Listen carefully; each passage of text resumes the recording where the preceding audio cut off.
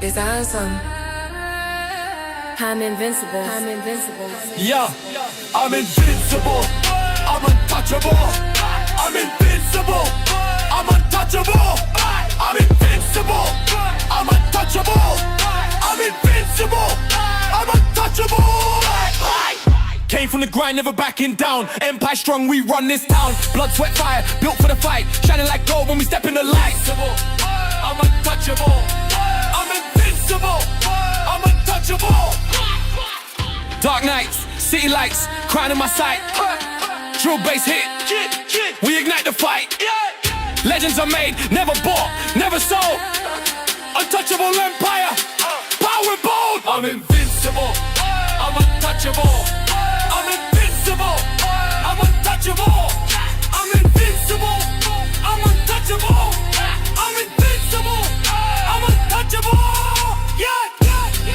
Step heavy, echoes in. Step heavy, echoes in. Step heavy, echoes in. Step heavy, echoes in.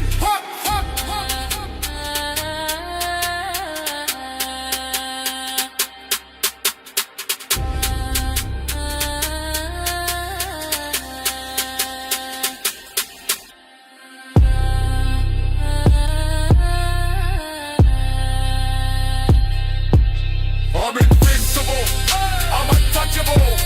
I'm invincible, I'm untouchable. I'm invincible, I'm untouchable. I'm invincible, I'm untouchable.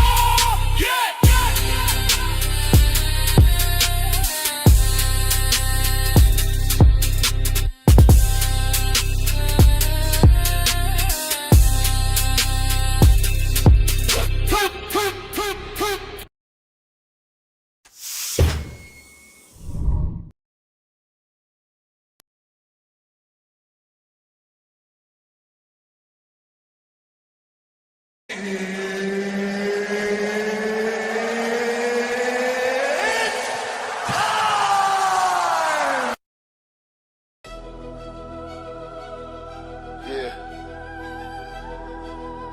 String crying like the world got pressure on it.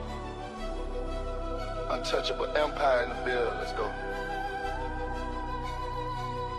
Yeah. It's fatigue wars, we tired for real.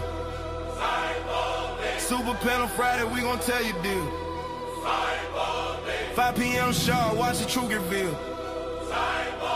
Untouchable empire, we the kings of the field. Fatty and Nolly, the pressure gon' rise. Orchestra behind me like a war in the sky. Tommy Sotomayor with the flame on the lies. When the empire talk, whole culture mobilize. Look, I'm from the south where the true hit heavy. 808s kick hard, violins get deadly. Everybody claim fatigue, but the vibe feel petty. Manufactured outrage, they pockets stay ready. Talk about a group, but you date them on the low. Say you hate black men, but your sheets say no. Ali cut sharp, fatty break down the show. Super panel lighted up, orchestra gon' blow. Fatigue wars, I'm tired for real. Super Panel Friday, we gon' tell you deal. 5 p.m. sharp, watch the truth reveal.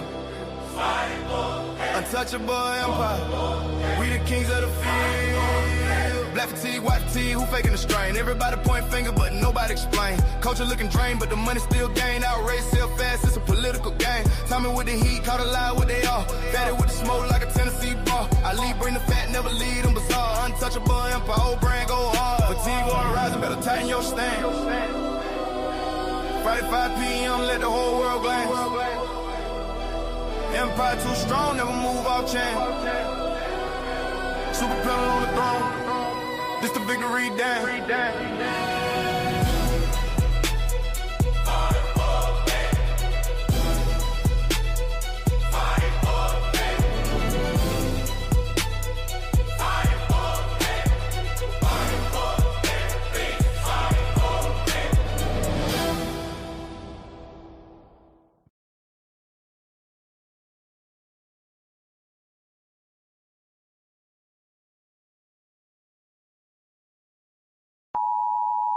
The content presented on the following show is intended for satirical and educational purposes only.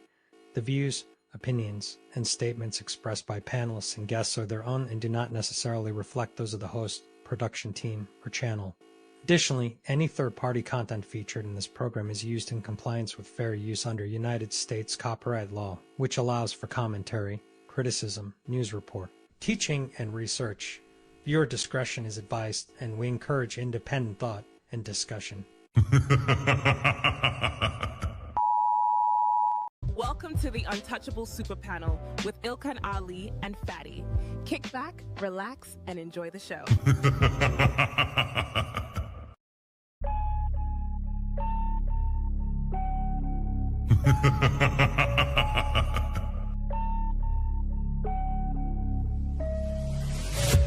What you're seeing right now with the men is a response to your radicalization. So to try to project that onto us is absolutely ridiculous. And the men are not behaving the way they're behaving right now because they can't keep up. They're behaving the way they're behaving because you broke the social contract. You having a conversation in bad faith. Did you say women are children? Did you say women are children?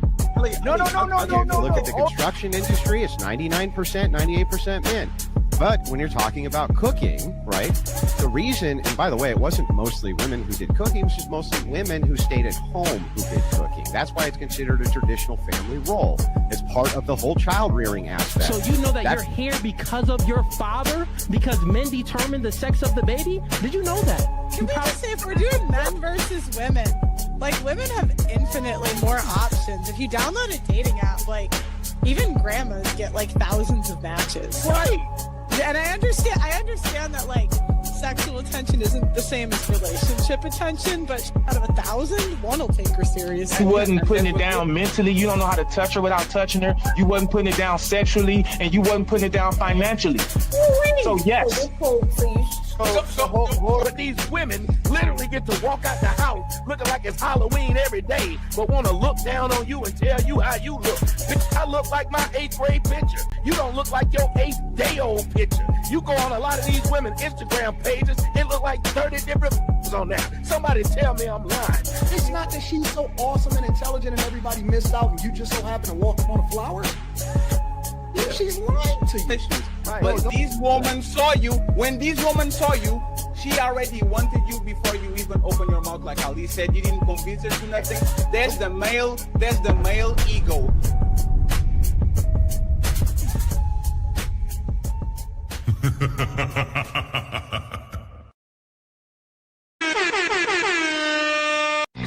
It's time to do. What's going on, family, man? We back to you again with another super untouchable panel. We bring you some of the sharpest minds in the game, whether you agree with them or not. It's just real conversations, the kind you won't find anywhere else. Tonight, we got some legends in the building and some of your favorite content creators ready to drop some knowledge and laughs on y'all. So make sure y'all get ready. And I want to make sure to the panelists as well, too. I don't know if y'all simulcasting. You have the rights, man, to simulcast. And if you already simulcasting, make sure if you support your content creators that you like, hype, and share and support them as well, too, if they're simulcasting wherever they are as well. Shout out to Touchables. Shout out to the Untouchable chat. Y'all the backbone, man. Don't forget to subscribe and smash that notification bell as well, too.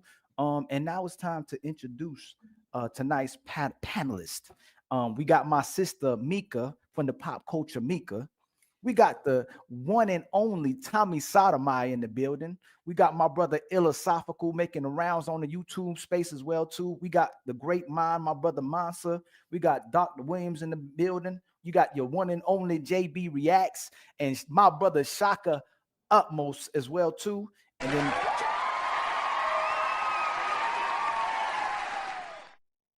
the one and only my brother Fatty, the co-host of the Untouchable as well, too. The Untouchable Empire, baby. Let's get the people what they came for, man. Let's keep it real. Let's have fun. Keep it raw, man. Pause respectfully. And bring the people what they came to see. So to start the panel, man, it's the icebreaker. All right, we're gonna start from MICCA. I know you got me, Tom. I know you. I said pause. What group are you most tired of hearing this week? This is for everybody, man. Say whatever is on your chest. What group are you most tired of hearing this week about? The men, the women, the left wing, the right wing, or the influencers? Who are you tired of hearing about most this week? You know me, I'm always tired of hearing about them daggone liberals. I'm just sick of it. But this week it really got on my nerves. So yeah, I would pick the liberals, especially with what what went on with everything in DC yesterday.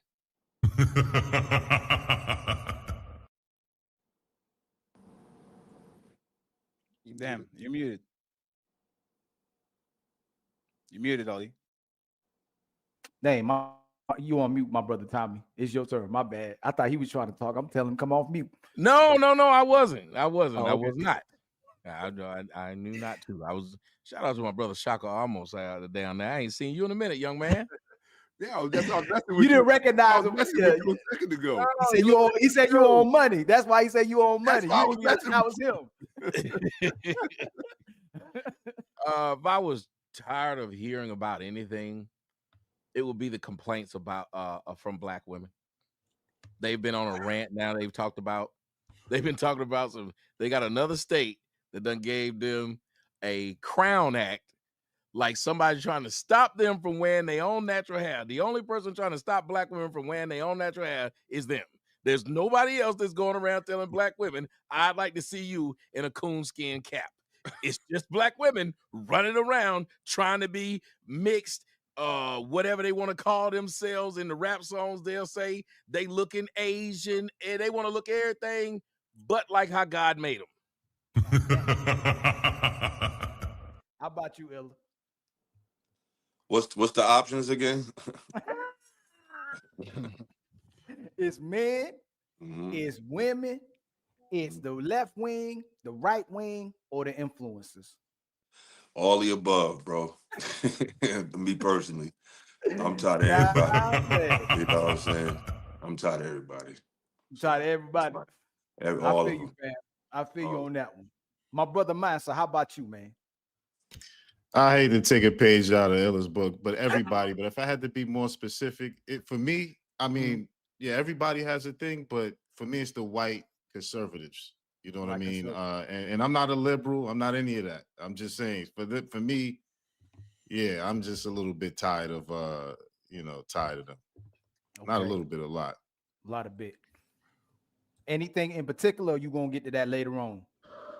I get to it later on, but I think that a lot of what is going on is based on a lot of their inaction and action on a lot of different things. You know what I mean? So, but I'll clarify later as we continue. Okay, my brother. How about you, Dr. Williams? For me, I say it's really anyone who's lying, spreading false narratives, not sticking to data, facts, statistics. I got online doing what I'm doing to move the needle for my people and spread knowledge and information to help my people. Even with the relationship stuff that I talk about, I always say, it's to help my people and bring Black families back together. So when people are spreading false narratives, being disingenuous, just lying, we can't get anywhere with that. So between what I've seen online this week with the Black woman hating on Black men, I don't know if y'all saw that Black woman she was mad at Black men who were wearing zip ups. I was just like, come on, man, we can't wear nothing. Like, we can't even dress presentable now. So like, that was annoying. And then just seeing people spreading false narratives, like with Black fatigue and stuff like that, not wanting to deal with data, facts, and statistics, that got on my nerves too. So I say probably, those two things. Yeah, the quarter zips, we can't wear nothing. Black women talking down on us with that, and then just the line with spreading false narratives surrounding the Black fatigue. Okay. How about you, my brother JB Reacts? I'm gonna probably say a little bit of everything, just because you see so much of everything online. But at the same time, I'm gonna say probably the women's side. But at the same time, I appreciate it because it is entertainment and informative at the same time. So I think we need to see that stuff online dealing with women, but so men can actually learn, certain traits or whatnot to watch out for in their own lives, because it's out there. But the stuff you see online is not exacerbated. You definitely see it in real life too. Okay. My brother SHAKKA, man, how about you? Well, the people that I'm tired of hearing about, they weren't on your list. So am I restricted to that particular list, or can I just say who I'm tired of hearing about? I think well, since everybody answered on the list, Okay. you can answer the list and then you can say your part too. Both. You can say, can you do both? Who you tired about on that list, and then who you just tired of? You can do that, my brother.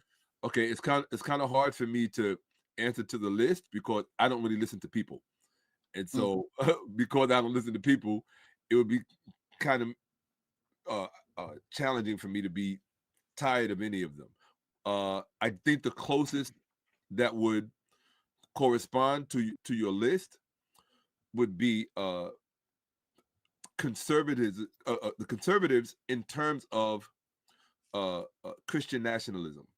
So I'm tired of hearing of, from, and about Christian nationalists.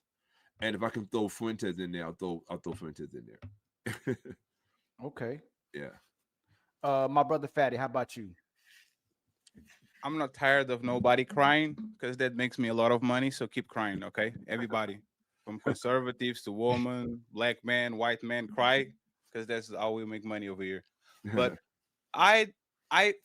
I'm not tired, but I find interesting that the people that wasn't supposed to be victims and that were denouncing victim mentality for so many years, all of a sudden crave to be on the victim role. So I'm very confused about that. About y'all are on the victim Olympics, and all of a sudden, oh my God, we can't say these words. Oh my God, we can't do these. Like it's kind of weird that like everything shifted upside down, and now the left behaving like the right behaving like the left. The crybabies crying about other crybabies.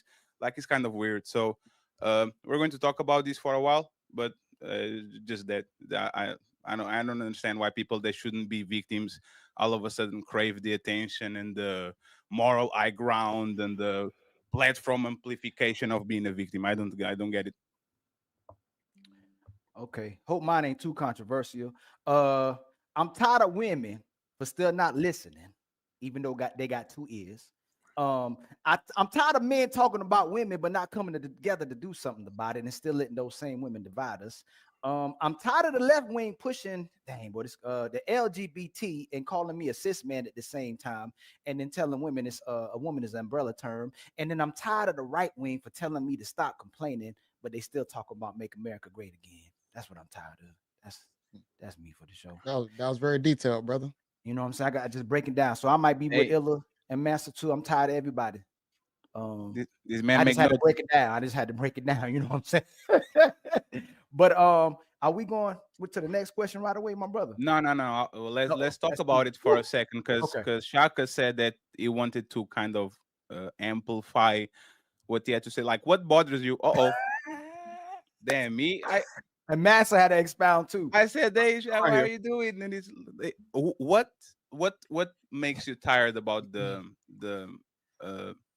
Christian nationalists? Because that's something that is actually, to me, is very recent. I never heard about the term until Andrew Wilson and his people kind of started to talk about it. Like, what makes you tired of that, the group?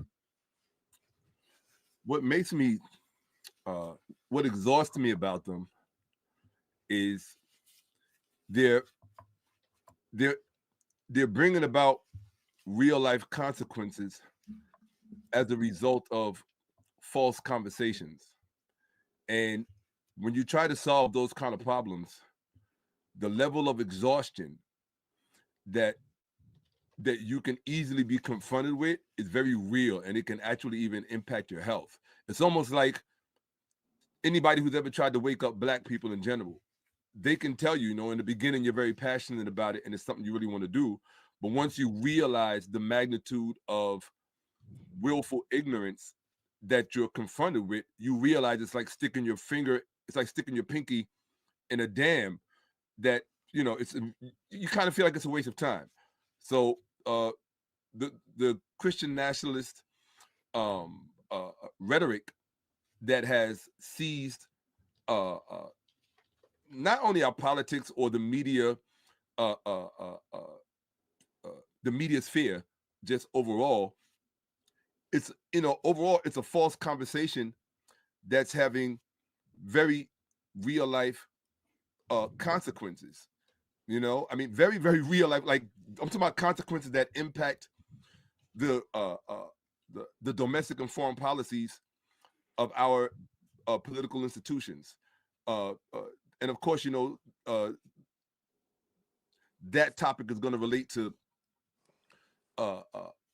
topics that are supposed to be off limit as far as countries that remain unnameable, and we all know what countries are unnameable, right? So I'm not trying to mess with anybody's ratings or standings, but it's, for me, that's the fatigue, is Christian nationalism. And I threw in Nick Fuentes in there because no one, from my perspective, no one is sincere in their desire to have a real conversation about any of that stuff.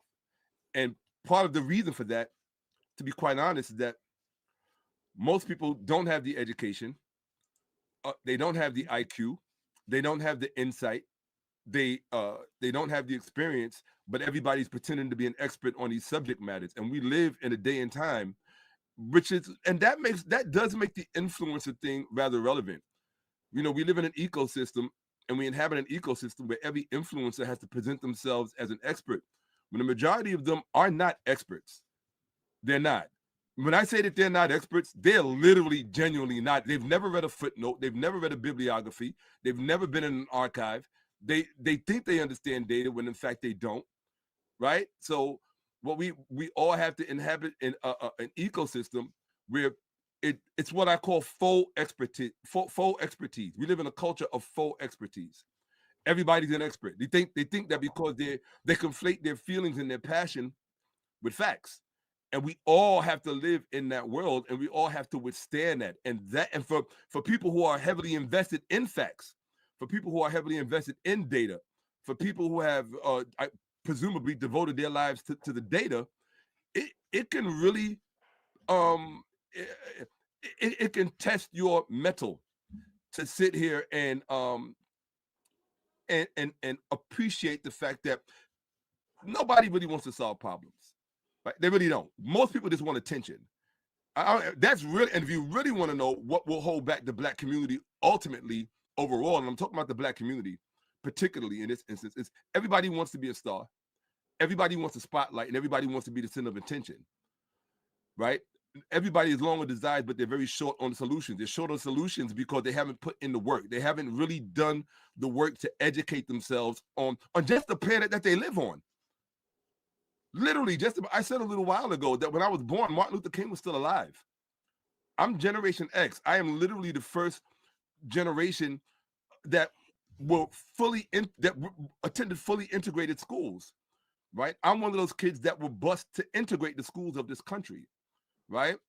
So when I look at younger people from within my own community, perfect example, I have to say from within my own community. I can't say from within my own society, because there's no such thing as a Black society. And the average Black person can't make the distinction between the community and the society. They don't know because they've never been taught. But they presumably think that they know something literally about anything. So for the most part, I just try to sit on my fingers, sit on my hands, not say anything because I don't want to ruffle feathers.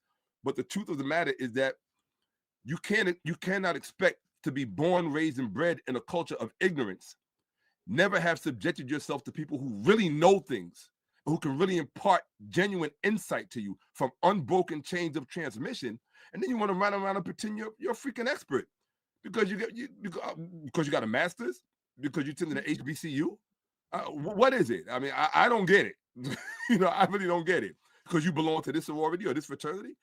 In many respects, Black folks are their own worst enemies, because we not only do we have to deal with the racism, but then there's the classism amongst ourselves. Me personally, I know I don't get along with most Black folks, because particularly most Black folks in an ecosystem such as this, because they're bougie beyond belief. I don't have a problem with being bougie. I myself, I'm probably more of an elitist, but I'm going to be an elitist from an academic perspective. And I have to be careful with that, because I don't want to end up looking down my nose at my own people simply because they just haven't had access to the type of education that I've had, right? So, we all got our challenges, but those are the things that really don't make me go on a rant, because I don't want to go on a rant. But those are the things that really get my goat, because those who are in the know have to sit there and pretend that what someone else is pontificating about or purportedly explicating upon, you got to sit there and pretend that they know what they're talking about when you know for a fact that they don't. They literally don't. And if you want to know what the currency is in the black community, the currency in the black community is emotions, it's feelings, right? It's not this. It's not acumen. We pretend that it's acumen. It's not acumen, because where the rubber meets the road, and when you scrutinize things and you put them under the microscope, you realize that most people are just it's performative, right? I have to come off and pretend like I know what I'm talking about, so I can get the proper response and I can get the proper feedback. And I don't want to look bad, right? When in fact, for the most part, you don't, you know? And so that's the culture that we live in. It's the same old thing. Growing up in the black community, everybody knows this and everybody can attest to this. And I know Tommy knows this. You know, growing up in school, who were the cool kids? The stupid ones. The ones that were doing everything that they should not have been doing. And I don't think that that's limited to black people. I think there's just a preponderance of it in our communities, right? When you have lack, you kind of have to compensate. And of course, we were always the poster children for lack. So coming from a community where you're the poster children for lack, you're going to have a preponderance of overcompensation. So the dummies in our community are real dummies. The bullies in our community, they're going to be excessively bullied. You know, I saw things growing up in New York City that I'm grateful that high school students don't have to see today, but they have a whole different set of challenges with things like school, you know, mass killings and things of that nature. But anyway, I don't want to go off on a rant. That's the whole Christian nationalism thing it's attached to everything else I just said, in that they're all false conversations. Yeah, they're but literally all false conversations. I can't stand false conversations. But it sounded like you had more problems with the black community itself than with the Christian nationalists. Like I'll just point these out, right? Like when you say the Christian nationalists or like I'm tired of them, and then you go on a rant for 5 minutes about how bad the black community is. It sounds like you are more bothered about the black community than about the Christian nationalists. Fatty, I like you because you are insightful. Absolutely. Yeah, I mean, I have a love-hate community. I have a love-hate relationship with my own community, but that's true for all people who have pursued a life of intellectualism. They're always going to be at odds with their fellow countrymen or their fellow denizens, even from a racial perspective. They're always going to be at odds with them because it's frustrating, and that's an understatement, but it's frustrating to watch the very people who you love and who you sacrifice for and want to fight for, to watch them bring about their own undoing, right? It's like, what do you do? It's what do you do? You know, I can come and I can expose you to whatever. I can teach you. I can't learn for you, right? And so most of what I'm talking about is the culture of willful ignorance. There's some cowardice.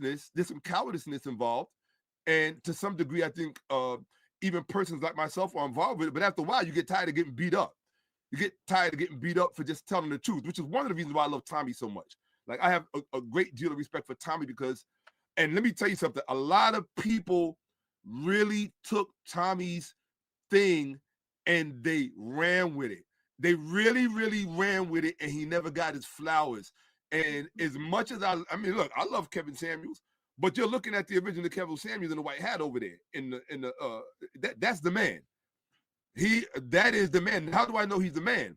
Because I remember way back when, and I'm talking way back when most of you were probably still in high school, when Tommy was talking his talk, and I was getting phone calls from publicists in California, and people asking me, "Do you know Tommy?" These are women. I'm talking about. These were very well-seasoned,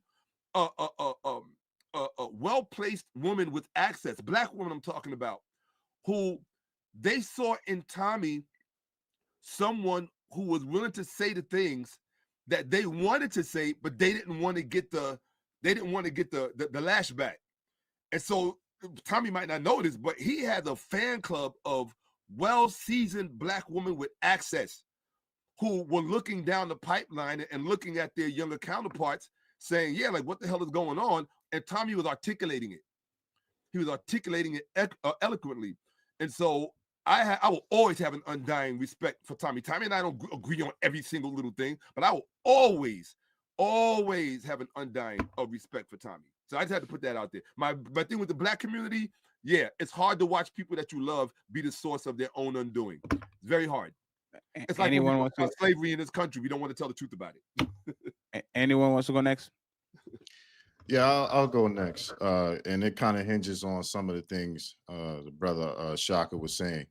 And when I look at the landscape, whether it's black women, whether it's liberalism, well, whatever these issues are, they all can stem back to the faults that the Christian white nationalist conservatives have created. In general, slavery is not nothing new. Only thing that was different about slavery in America was chattel slavery, right? And so conquering of nations, all of these things took place several times concurrently throughout history.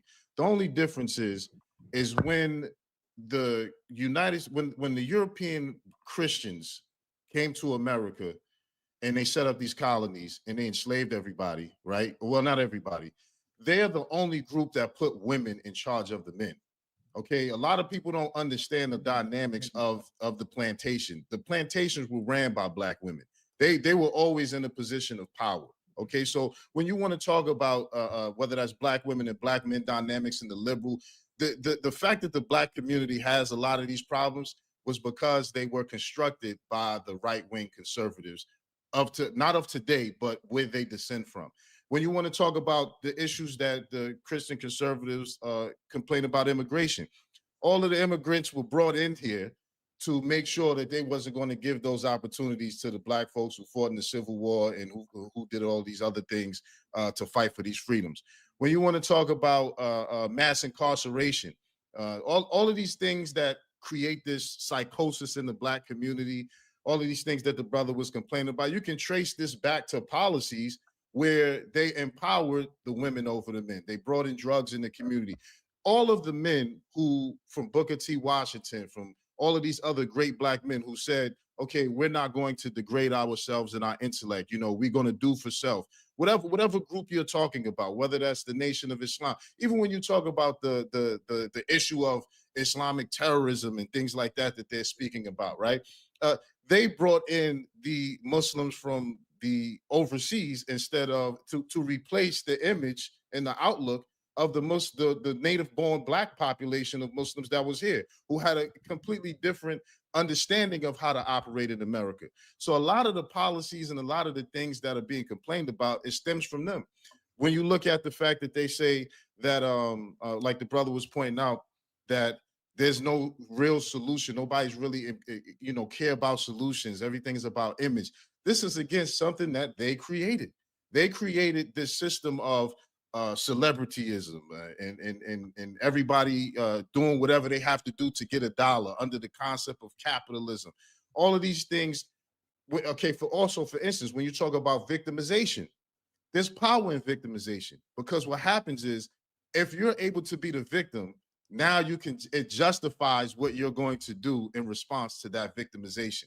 So when you look at all of the groups in America that has been quote unquote victims, it always comes at the behest of them justifying what they want to do to balance out the victimization or them being victims. So for me, I've had run-ins. I remember when Tommy Sotomayor was, for me, it was 2013, but I was on a different branch, right? I was coming in speaking about black feminism as it being the biggest problem in the black community, right?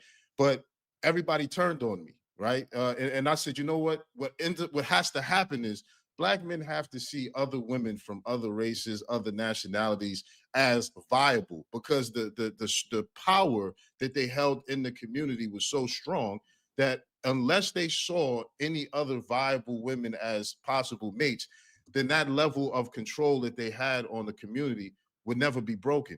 And that was systemically set up by the Christian right-wing nationalists, because they're the ones who put the women in charge of the community. So when you want to talk about the downfall of whether that's stupidity being in the schools and different things like that, where in the black community, the idiots and the people who don't know nothing, there's no respect for scholarship. The reason that's a thing is because the men were not running the community. Even when you look at the fact of when you point out what was that era where they didn't have the Harlem Renaissance? During the Harlem Renaissance, right, you had the Depression. The Great Depression ran concurrent with the Harlem Renaissance. The Depression happened because the banks went belly up. They didn't allow Black people to have bank accounts back then. They just didn't. They didn't allow them to have bank accounts. So they had to save cash in the mattresses and in their houses. They couldn't bank. So Black people were flourishing during this time. So as you go on into the 60s, when you talk about Martin Luther King and him talking about integration was done so they could take the Black dollar, because it wasn't circulating throughout the entire the entire community of America. They needed that tax revenue. They needed access to that money. So nothing that has been done that has become a problem either in the Black community or the larger white community, it all stems back from the decisions that the Christian right-wing Republicans set in motion. But like I said before, it's either their action or inaction on things. It was them that allowed the liberals to run crazy like this and to implement policies where you're talking about I don't know if you can say that, I don't want to trigger the algorithm, but the trans community and the LGBT and all of these things being an issue in our community. It was their inaction to put an end to these policies even being a thing, because you got to remember, it took some of them to vote on these policies to put it in place. Conservative means you're trying to conserve. That means you're trying to set the standard of what the country is about. The liberals, at least this is how I learned it in school, liberals is about progress, right? They call them progressive. So they're on the fringes. They're always going to be on the fringes. The standard of what the country is supposed to be to conserve what the country is. So it's their inaction or their action to do or not do that has led to where we are. So that's why I'm just tired of hearing them complain about being victims, because at the same rate, it was their inaction and action that led to where we at now. You know, so I'll say that. Can we get a conservative / Republican / Christian replying to what he said?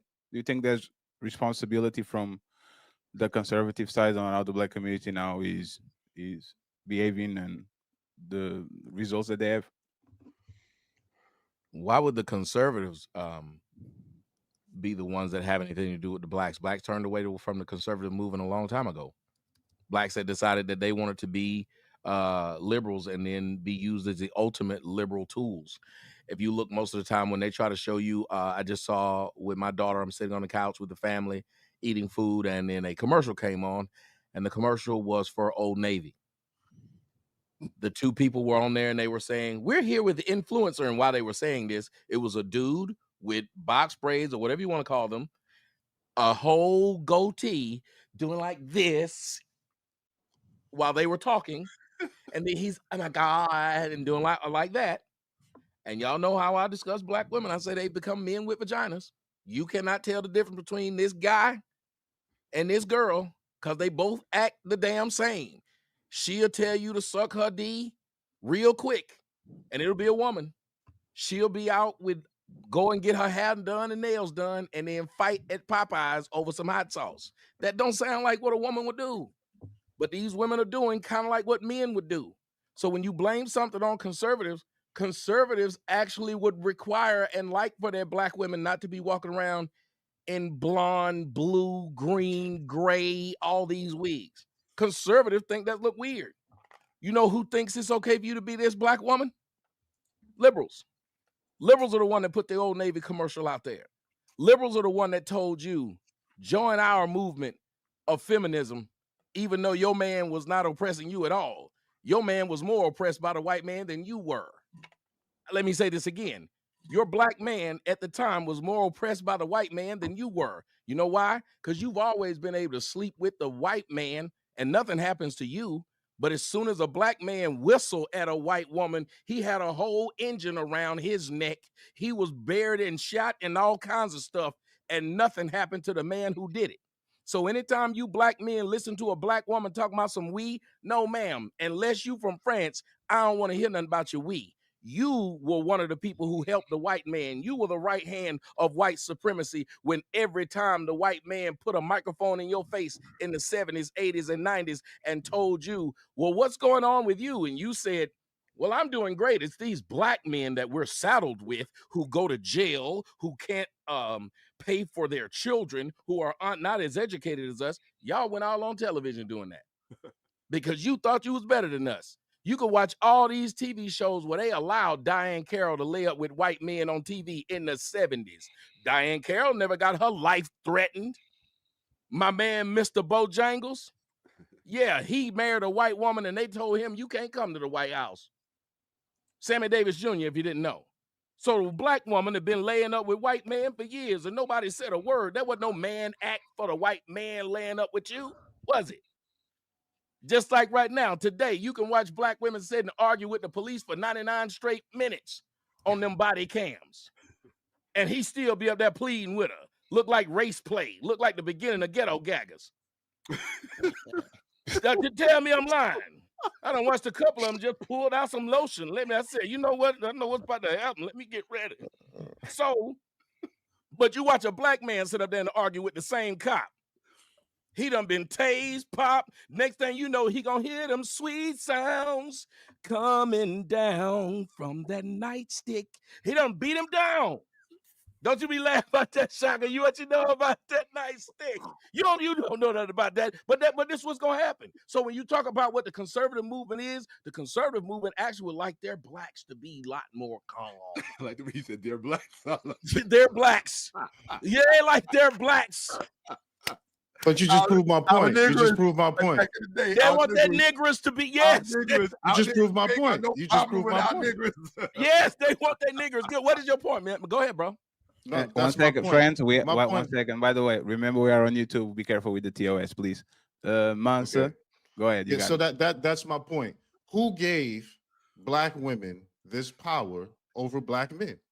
How did the liberals get power? When blacks, the first time blacks were able to vote, they were Republicans. That's historical. Fresh out of slavery, in the Jim Crow era, all of these different eras, black people were largely Republican and voted Republican, and even to this day are still largely conservative. The reason you even have pushback in that regard is when it comes to values, black people are mostly conservative in their values. Okay, so where did the liberals get the power from, and who flipped it? So this is my point. Hold on. I'm just saying this is my point. See, I'm not in favor of saying the liberals is bad and then saying, okay, I'm gonna go coon for the conservatives, because it was the conservatives who put black women in power. The liberals, whatever shade of, whether that's democratic socialist, whatever they're talking about, they didn't get the power in this country just by happen chance. Okay, there were things that took place that led to them actually getting the power. So my point is, when you look at the track record of black people being Republicans, having traditional values, where did this change come from when they all of a sudden went liberal? At what point? Go ahead, Tommy. Okay. And then we get Mick over here. Go ahead. See, and no offense, brother, but this is why I can always tell the intellect of a person when a person just starts saying coon. When you are born in a certain era and you just keep using coon, you're not very bright. Bright people. Nah, you don't know me, brother. You don't know me. I didn't cut you off when you was talking to young Carl Malone. You are going to have the chance to rebuttal, man. So I didn't cut you off that young Carl. So let me finish. About you. He was somebody from the chat, I think. I said I use coon. I said no, coon. I'm saying anybody who uses the word. I don't care who you are. When you say the word coon, that's not a bright person. First off, where the word came from. And that's the problem with a lot of blacks. They want to be junior KKK. Have you noticed they act just like what the KKK would do? The white man made fun of the black man's color. Soon as you pro-blacks get some kind of power, y'all call a nigga crispy, blacky, darky. So y'all make fun of the same black features that a white person would. You be the first person to call somebody nappy head or big lip. Y'all do that. So the white man called you a coon, and now you done made it cool to call a black man a coon because you don't agree agree with him. You said it's one thing to do something for the liberals. Then you said cooning for the conservatives. So you wasn't cooning for the liberals. Here's the problem. You done went from one slave master to the other slave master. You ain't never heard me sit up here and tell you the white man over here is better than the white man over there. If you're going to tell me one white man, or you going to say white man is racist, then why is it that you young blacks love to act like the liberals are accidentally bad? They just good on the good. But them damn conservatives use a coon if you listen to them. Coon and buck, coon and buck. Y'all niggas talk like y'all from 1912. Grow up and get your damn language up. Stop using the language from back in 1912. I don't want to hear you say soft shoe. Your shoes ain't soft, nigga. I don't want to hear you talk about no coons. I don't want to hear you talk about nothing. Talk about something you know. Y'all are some comforted slaves. You got Central No, Air. I ain't no slave. Yo, you got Central Air. You got heat. You got a car. You can call the white man what you want to, can't you? And he can't do nothing. But you talk like you live back prior to Jim Crow. You got all kind of heat for a black person again. You didn't call nobody who do stuff for the liberals coons. Well, I have a different term for them. I have a different term for the liberals. Actually, I'm not a liberal. Okay, I'm not a liberal. I'm not a conservative. I don't side with the liberals. The liberals to me. Why did you not call them the blacks who are on the liberal side any name? You called them no name. Because the reason I didn't is because I don't know if that would trigger the term and service situation as far as for the liberals. You can't say so you can't feel comfortable beating up on people who won't report it to the police. No. I don't want to harm the brother's channel. But the whole okay, liberal so side then is don't just gay call to nobody me. a coon because They're that just word gay to me. So gay. coon won't get. So you're saying I'll use the word coon, but only towards the right because I know the right side will allow the people to beat up on. No, not that the right allowed. side Not that black will do allowed. that. No, not that allowed. I have words for the liberals as well. Anybody that knows me knows I'm not liberal. I don't support anything the liberals stand for. I don't support any of that. So if you're talking, what he said, he could have just simply said, "If I'm not willing to call a left a coon, I won't call a right a coon." it's the same way you can say certain things on here without having. You can't mention the small. That doesn't make sense. What you're saying? No, if no, you no, put no, no, left no, no, in no, front no. of coon, it's now against the term of service. No, listen, Does I got anybody smoke. else know I got what this smoke. means? I don't. I'm confused. Yeah, what it mean? Well, you should know what it means because as many times as your channel got strike, you know you can say certain things and you can't say other things. That's all I'm making. Hold on, and let me know. Hold on, I'm glad conservatives, black conservatives. Hold on, I'll let you go. Black conservatives tend, just like you said, our white people are better than the other white people. That's what you said. So you're coming from a perspective. I didn't. No, that's not how I feel. That's not how I feel. I don't have any masters. The whole point I'm saying is the black people who support white conservatives like to tap dance for them. And the black people who like to support the liberals are just gay and the black feminists, even the men. But so what are they none called? of that does. Is that None not of a that doesn't. mindset? But what are they called? What called? I was still waiting. I see you, Shaka. I see you. I was still waiting. He on said the, gay. That's what they call. No, I just said that. No, because they're gay conservatives. What are? Yeah, but the what are gays the don't run the coons called conservative on party. the left? The gays don't. No. run the Hold on. conservative- So we can ask him a direct question. Hey, Mansa, are you saying the people that's selling out on the right and the left are both coons? Yes, Okay, absolutely. but why is it when you talk, you only say that word? And it's not just you, but you're here. No. They But all he do. prefaced- hold on, real quick. You're not when going you to talk- typecast me as a hold on, liberal supporter. hold on. I've Definitely been not. quiet the entire time. She hasn't said that, man. Absolutely Okay. the entire time. So, but what I'm saying is because you say you're not a liberal, so I don't know what you are, but you talk a little liberal, so I'm going to throw you over there a little bit. What's talking because liberal? you haven't said what you are, so I can only assume from what Why I do I have to see? That's the problem. Why do I have to choose between being a liberal and a conservative? You Why can does say the person got to be a coon because you can say you're atheist. We're going to let Mika finish. I'll have the chance to reply. If she directs herself to one person, the person has just to reply. I see you, Shaka. You are up, and then I will go to the rest of the panelists that didn't talk. Okay, finish your point, Mika. Because you can say you're atheist, agnostic, or whatever religion you follow. Right? There is something you follow. Nobody is nothing. Right? So that's why I was asking. So I don't just assume. But nevertheless, what I'm saying is you sat here with your whole chest and said that conservatives, black conservatives or conservatives of color are definitely coons. I was asking what is the verbiage for liberals? Because if the black conservative is a coon, what is the person that's okay with killing 90 million babies at one clip? What is the person that's okay with not having an actual family unit, right? Having this become a norm. What is the person that's okay with having Megan Thee Stallion shake her butt, but yet you can't have a black woman like Condoleezza Rice actually, speak at some of these HBCUs and some of these events, all because she has an R beside her name. But Megan Thee Stallion can go speak and go all day long, and nobody bats an eye because you're not getting any intellectual Yes, she's not anything from Clarissa that. So White. what I'm trying to ask is, why is that okay, and why are black men preferably so comfortable with calling another group of black people coons and not the side that has absolutely got nothing for the last almost 100 years? Yeah, so I don't know. Okay, you talking to me? I'm absolutely talking to you. Okay, so again, I don't agree with anything that the liberals do. Okay, I just don't. So, trying to make it seem like I support Megan Thee Stallion or all that buffoonery. I would, you know what? The word I would use for them are buffoons. I would use that.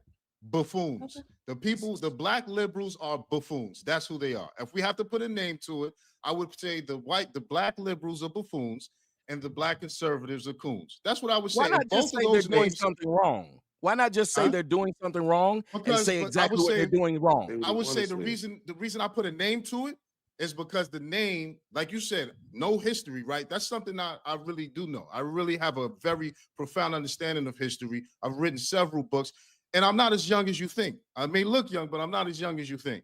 The whole point I'm making is, when you look at the liberal community in this country, all of their power came from the rights partially voting to empower the liberals. They did not have the power or the numbers until there was a flip in the 60s.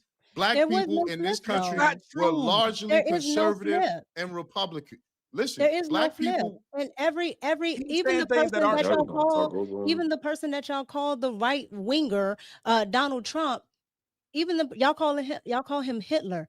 Hitler was left hold leaning. on. This one thing we're not going to do. Don't say Excuse y'all. me. I'm sorry. Liberals, because you're not a liberal. Liberals call Donald Trump Hitler and all that. Those are left wing ideologies. Those are not right wing. Okay, Margaret Sanger is not a right winger. These are all from the left, and the black community practice this still to this day. So I don't understand, how do you get that conflated with right wing?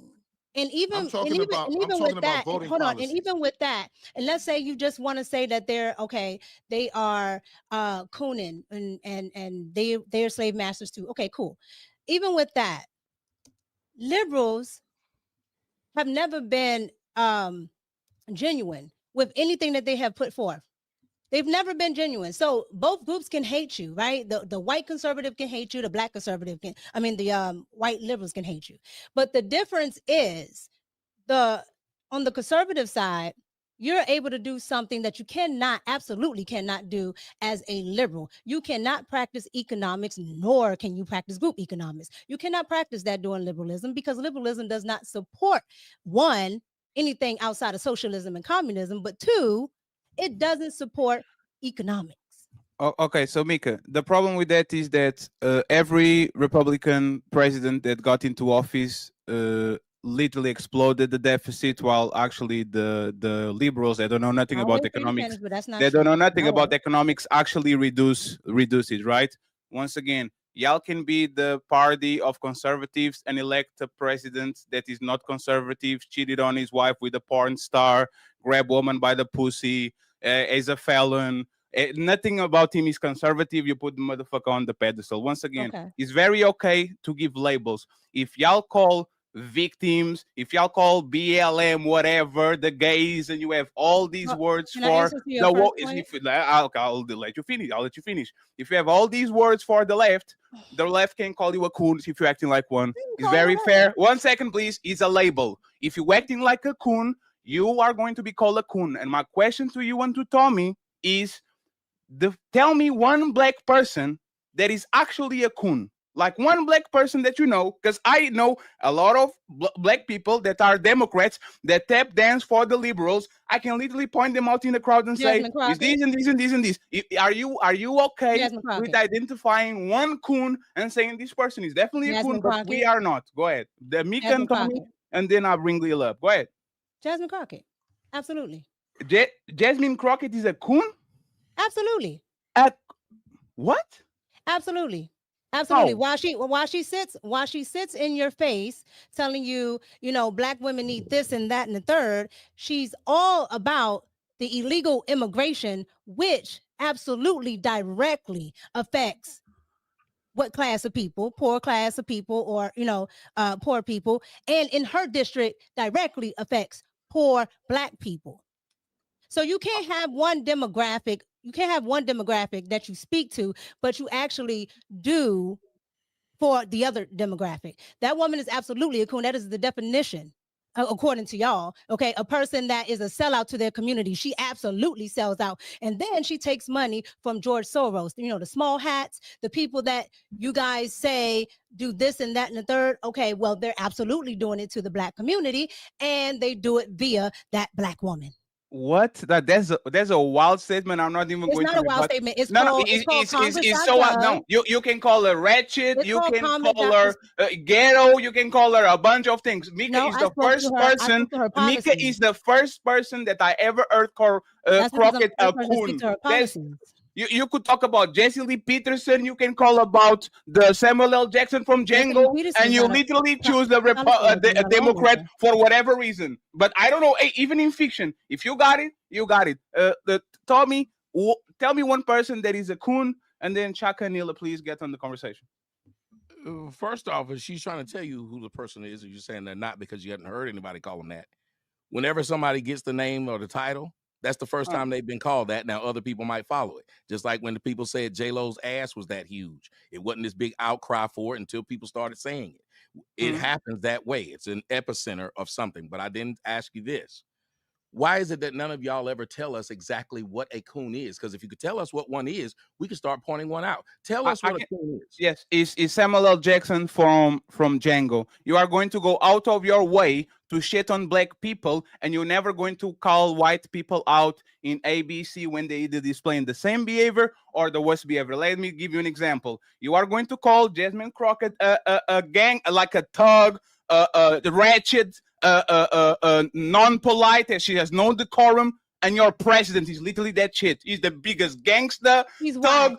He talks like he talks. He means what he means. He doesn't. See, you are interrupting me because I'm right. Right. If I was wrong, you wouldn't stop me. I was wrong, I was asking you. You have. I'm answering the question. This is what. 1 second. This is what I'm saying is 2 people are going to display the same behavior. You are going to attack the black person because there's an agenda. Now you make money. And then when the white person does the same thing or worse, you have no problem with this. And the evidence is, if your problem with that woman is decorum, why did you attack Barack Obama for 8 years when that's the man with the most decorum that was on the Black House, right? But I never said anything about decorum. No, absolutely. But I'm answering to Tommy. I'm answering Tommy. I'm not answering you, Mika. What I'm saying is not. Because if you yes, I am. So I'm going to give you 2 examples, right? Jesse Lee Peterson is a coon. Why is he a coon? Because hold on. If y'all could just do me a favor, if y'all notice, I asked these people, what does this thing mean? And this is the IQ of the majority of blacks. They can only tell you by then giving you a picture of a thing running across a screen or telling you about something in a movie instead of just telling me the tenets of said thing. Imagine if you Imagine if you went to the dictionary right now and you said, I wonder what something else is. And it told you, go see the usual suspects. You'll know. That's insane. But go ahead. No, I can answer that. And once again, Tommy, you are the king of analogies, but all of a sudden you know nothing about analogies, right? No. Tommy is the king of. No, Tommy is the king of. Immediately started with an analogy. Tommy is the king of. Let me use this as reference. And when people now, Tommy, let me finish, right? When people take your reference, does the same thing. When after it tells you something, I don't give you a reference. I don't want to have a conversation about the conversation, but I'm just pointing out that you get very upset when people with low IQ take the things that you say literally when it was just a personification of what you want to say. Let me give you, for example. I got you, Tommy. I'm telling you what it is. Jesse Lee Peterson, like Pearl was on his show. Let me tell you what it is. Let me tell you what it is. Jesse Lee Peterson has pearly things on her show, and she says, would you help me to bring Jim Crow back? Like, this is the action. This is something that the coon will say. Somebody that for whatever reason will always pander to white people and always is going to say things that are going to make white people very happy, while black people are going to be extremely offended, not because he's true, but because he's trying to be a shock jock and he's trying to actually grift towards money, validation, or promotion from the white culture against the black culture. Did I explain it enough, Tommy, or do I need another drawing? I got a definition. I think I understand what Tommy's asking for, and I'm gonna say this, brother, and Shaka, you can. No matter how I'm kind of learning the rules here. You can't raise your hand. You just got to jump. No. You just got to jump that in. already. I'm gonna just say this for like 10 minutes. Yeah, I just want to say this, right? Shaka, we didn't pass you the microphone because you talked for 15 minutes before you actually raised your hand. It's not that we don't see you. It's that before the show, I said, let's please avoid monologues. And now, 1 second, please, because I'm explaining you the structure of the show. Before the show, and this is actually the problem with us, we like to hear each other talk ourselves, but not others. I said, let's please not go on monologues. You went on a 5-minute monologue, on a 7-minute monologue. I didn't pass you the ball, not because I didn't see you ask me for the ball, was because you already shot 7 times. So I'll let everybody get it, and then you got it, okay? Thank you very much. Go ahead.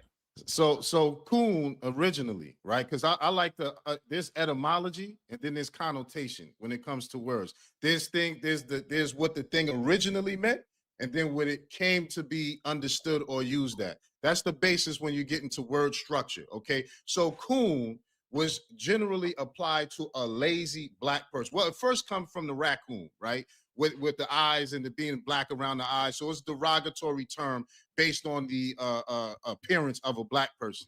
And then it got associated with someone being lazy, shiftless, not wanting to do anything. And then Sambo was also used as somebody who was loyal to the slave master or sellout. So a lot of times people will call somebody an Uncle Tom, but they really mean a Sambo, right? Uncle meaning? Tom. Huh? Which one is the meaning? Yeah, the exact meaning, because you named the exact meaning is right. When it was used, the exact meaning is someone who was lazy, shiftless, like a black who was lazy, didn't want to do anything, who would just, lounge around. Now, the point I'm getting at is that's the origin of the word and its usage to black people. It originates as a derogatory term on the appearance of a black person based on how raccoons got dark circles around their eyes, okay? And the behavior of a raccoon is where the distinction is drawn based on being lazy, because raccoons will just come up and steal your stuff, right? Like if anybody who lived around raccoons, they equated the behavior of a raccoon with black people, okay? When they wanted to do that. And then Sambo was a term that was used to denote what an actual Uncle Tom was. Uncle Tom wasn't the actual seller, it was Sambo. So what I'm saying is over time, Sambo and coon got merged to mean someone. This is the connotation, not the etymology. But when it got merged, it became known as anybody who was favoring or utilizing white people as the basis and foundation of what's best, and whoever played to that, meaning anybody who's. You think in 2025 that word should still be exacerbated as you kind of making it with all the, the depth to it on the, the past, the history? We are in 2025 today, So it's kind of hard to still use rhetoric like that when you have people that agree with different types of groups or whatnot. It's kind of hard to just Why not? distinguish just coons. Yeah, I don't No, think no, so. no. Why not? Why do y'all have the right to call everybody that you don't disagree with every type of names in the book? Why can the people that disagree with you do exactly the same? Why do you have the monopoly on aggression, which you can use every single word to describe the LGBT, leftists, progressives, y'all are communists, y'all are this and that. Why? This is my question. Why? I don't use the terminology like that. Coon, so that's your leftist, problem. all that stuff. I don't have to use that because you're gonna have people that's gonna vibe with certain groups, and it just is what it is. What faction are you a part of? What are your beliefs and ideals? That's what it's gonna boil down to. No, Jay. We're not replying to you. Listen now, how MICCA started talking, for example, right? Yeah. These are is the communist, and look at these people. Like every time somebody terms. What? Those are not derogatory terms. Those are actually okay. Okay, so to be honest, my brother, it's called shaming language. It's called shaming language. 1 second, please. If But I didn't communist use it as a derogatory term. I If used it communist to is not attack. a derogatory term because it designates some ideology, if I call you a Nazi, is that a derogatory term? No, if I'm a Nazi, no. Yeah, wait. You see? And Tommy, I got you, I promise. And this is why I'm telling that people, Tommy, you have to be patient. I got you, Tommy. This is your It's show derogatory today. if you're not. This is why I'm saying that you are being disingenuous. Every single person. No, I asked that gentleman. Remember, I asked him. I said, what are you? So I can know what you are, because I can only go by your talking points, and your talking points would lead me to believe or assume that you would be this. Now you can either tell me what you are, or I can assume by what you tell me, because those are the only factual informations that I have to go off of. Yeah, so absolutely. So if I call JB X gay, he's not an insult because he's not gay, so he doesn't have nothing to care about. He's not gay. He's never sucked a dick. So why are you being bothered about being called gay? Like y'all are. Hold on. I wasn't finished talking. I wasn't finished talking. What I'm saying is that y'all full of shit. Y'all know exactly what the insult is, even though you might not be. If I'm calling you a coon and you are not a coon, by your logic, you should shut the fuck up, because you're not a coon, so you shouldn't be offended by it. Go ahead and got it. You got the microphone. I wasn't offended by it. I asked the question.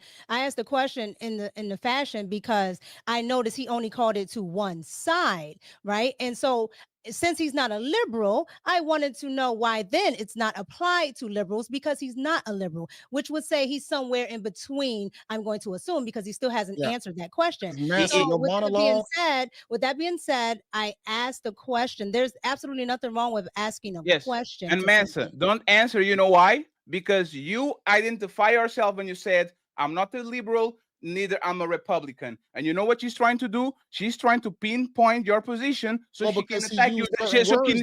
Hey, Jay, please. I'll give it. If I'm not wrong, why y'all keep interrupting me? If I'm wrong, hey friends, if I'm wrong, let me commit a mistake. If I'm wrong, let me commit a mistake, please. If I'm wrong, let me commit a mistake. I'm just pointing it out that she wants to know what Mansa is, even though Mansa denounced both sides. He said, these people on the left are these people on the right are these. Tommy said, there's low IQ if you call me coon. Like, MICCA only wants to know what Mansa is, so she can pinpoint where he is hiding in the bush, so she can attack his position. It has nothing to do with who he is. He already denounced both sides.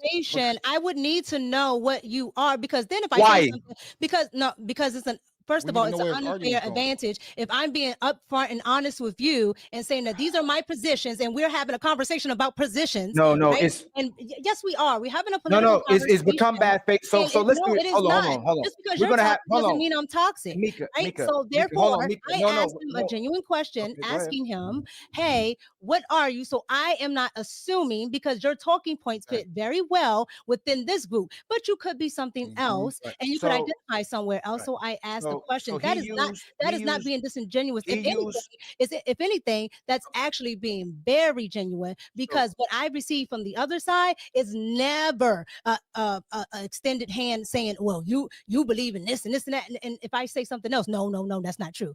I'm giving him the opportunity to tell me exactly where he stands, so I Don't Can't assume attack what him. he said. No. So it's Ali, after you go, let Tommy and Shaka get it, okay? And Illa, please refresh your device. We get Illa and Jane interrupted. I promise. Go ahead, Ali, and then Tommy and he Shaka. used it as an example to saying that if I may think that liberals are bad, then the coons, it's not that he can't see that people can coon for conservatives. We didn't question if Tommy was a liberal or a conservative, Republican or Democrat when he was giving an example with the black woman and black man. When the black man's getting knocked down with the stick, he said they want their negros calm. That could be taken as derogatory. Conservatives want their blacks and their Negroes calm. We didn't say nothing about black and Negroes, which could be a negative connotation towards blacks, but we made his coon instead of just staying on the conversation that we're having. If somebody feel like somebody a coon, we should not be offended by it if we want to use the word Negroes and blacks, Tommy. That's all I'm saying. So if we're going to have the conversation, let's have the conversation. But if when you said that, someone could have been like, hey, is he a liberal or a conservative? Is he a coon or he not a coon? Why did he just say it? Why did he say that the way he said it? We want our Negroes black or we want our Negroes calm. You get what I'm saying? Same thing. He gave an example. He said blacks have always been conservative. We're conservative people. And then he gave the example, just because I don't say the liberals are bad doesn't mean I can't see that the conservatives be cooning. Yes, sir. Sir, if he had asked me, what do you mean by Negroes, which it was obvious I was being facetious and funny, saying that if you were trying to say that they're slave masters, that's how they would refer to them, as we've heard them referring to black. And then for you to be intellectually disingenuous as you were to say Negroes and blacks is just as offensive as coon.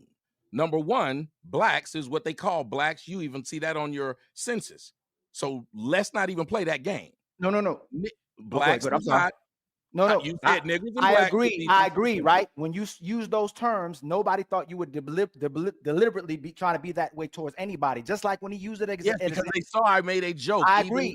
Even SHAKKA jumped in. I was saying that they're not asking the. Tommy, I agree with you. What but I'm saying Mansa is, wasn't deliberately calling anybody. No one call you, but he wasn't calling nobody deliberately a coon. And I wasn't. Afterwards, I didn't call anybody here a coon. Afterwards, y'all got into the discussion. We got into the discussion of it.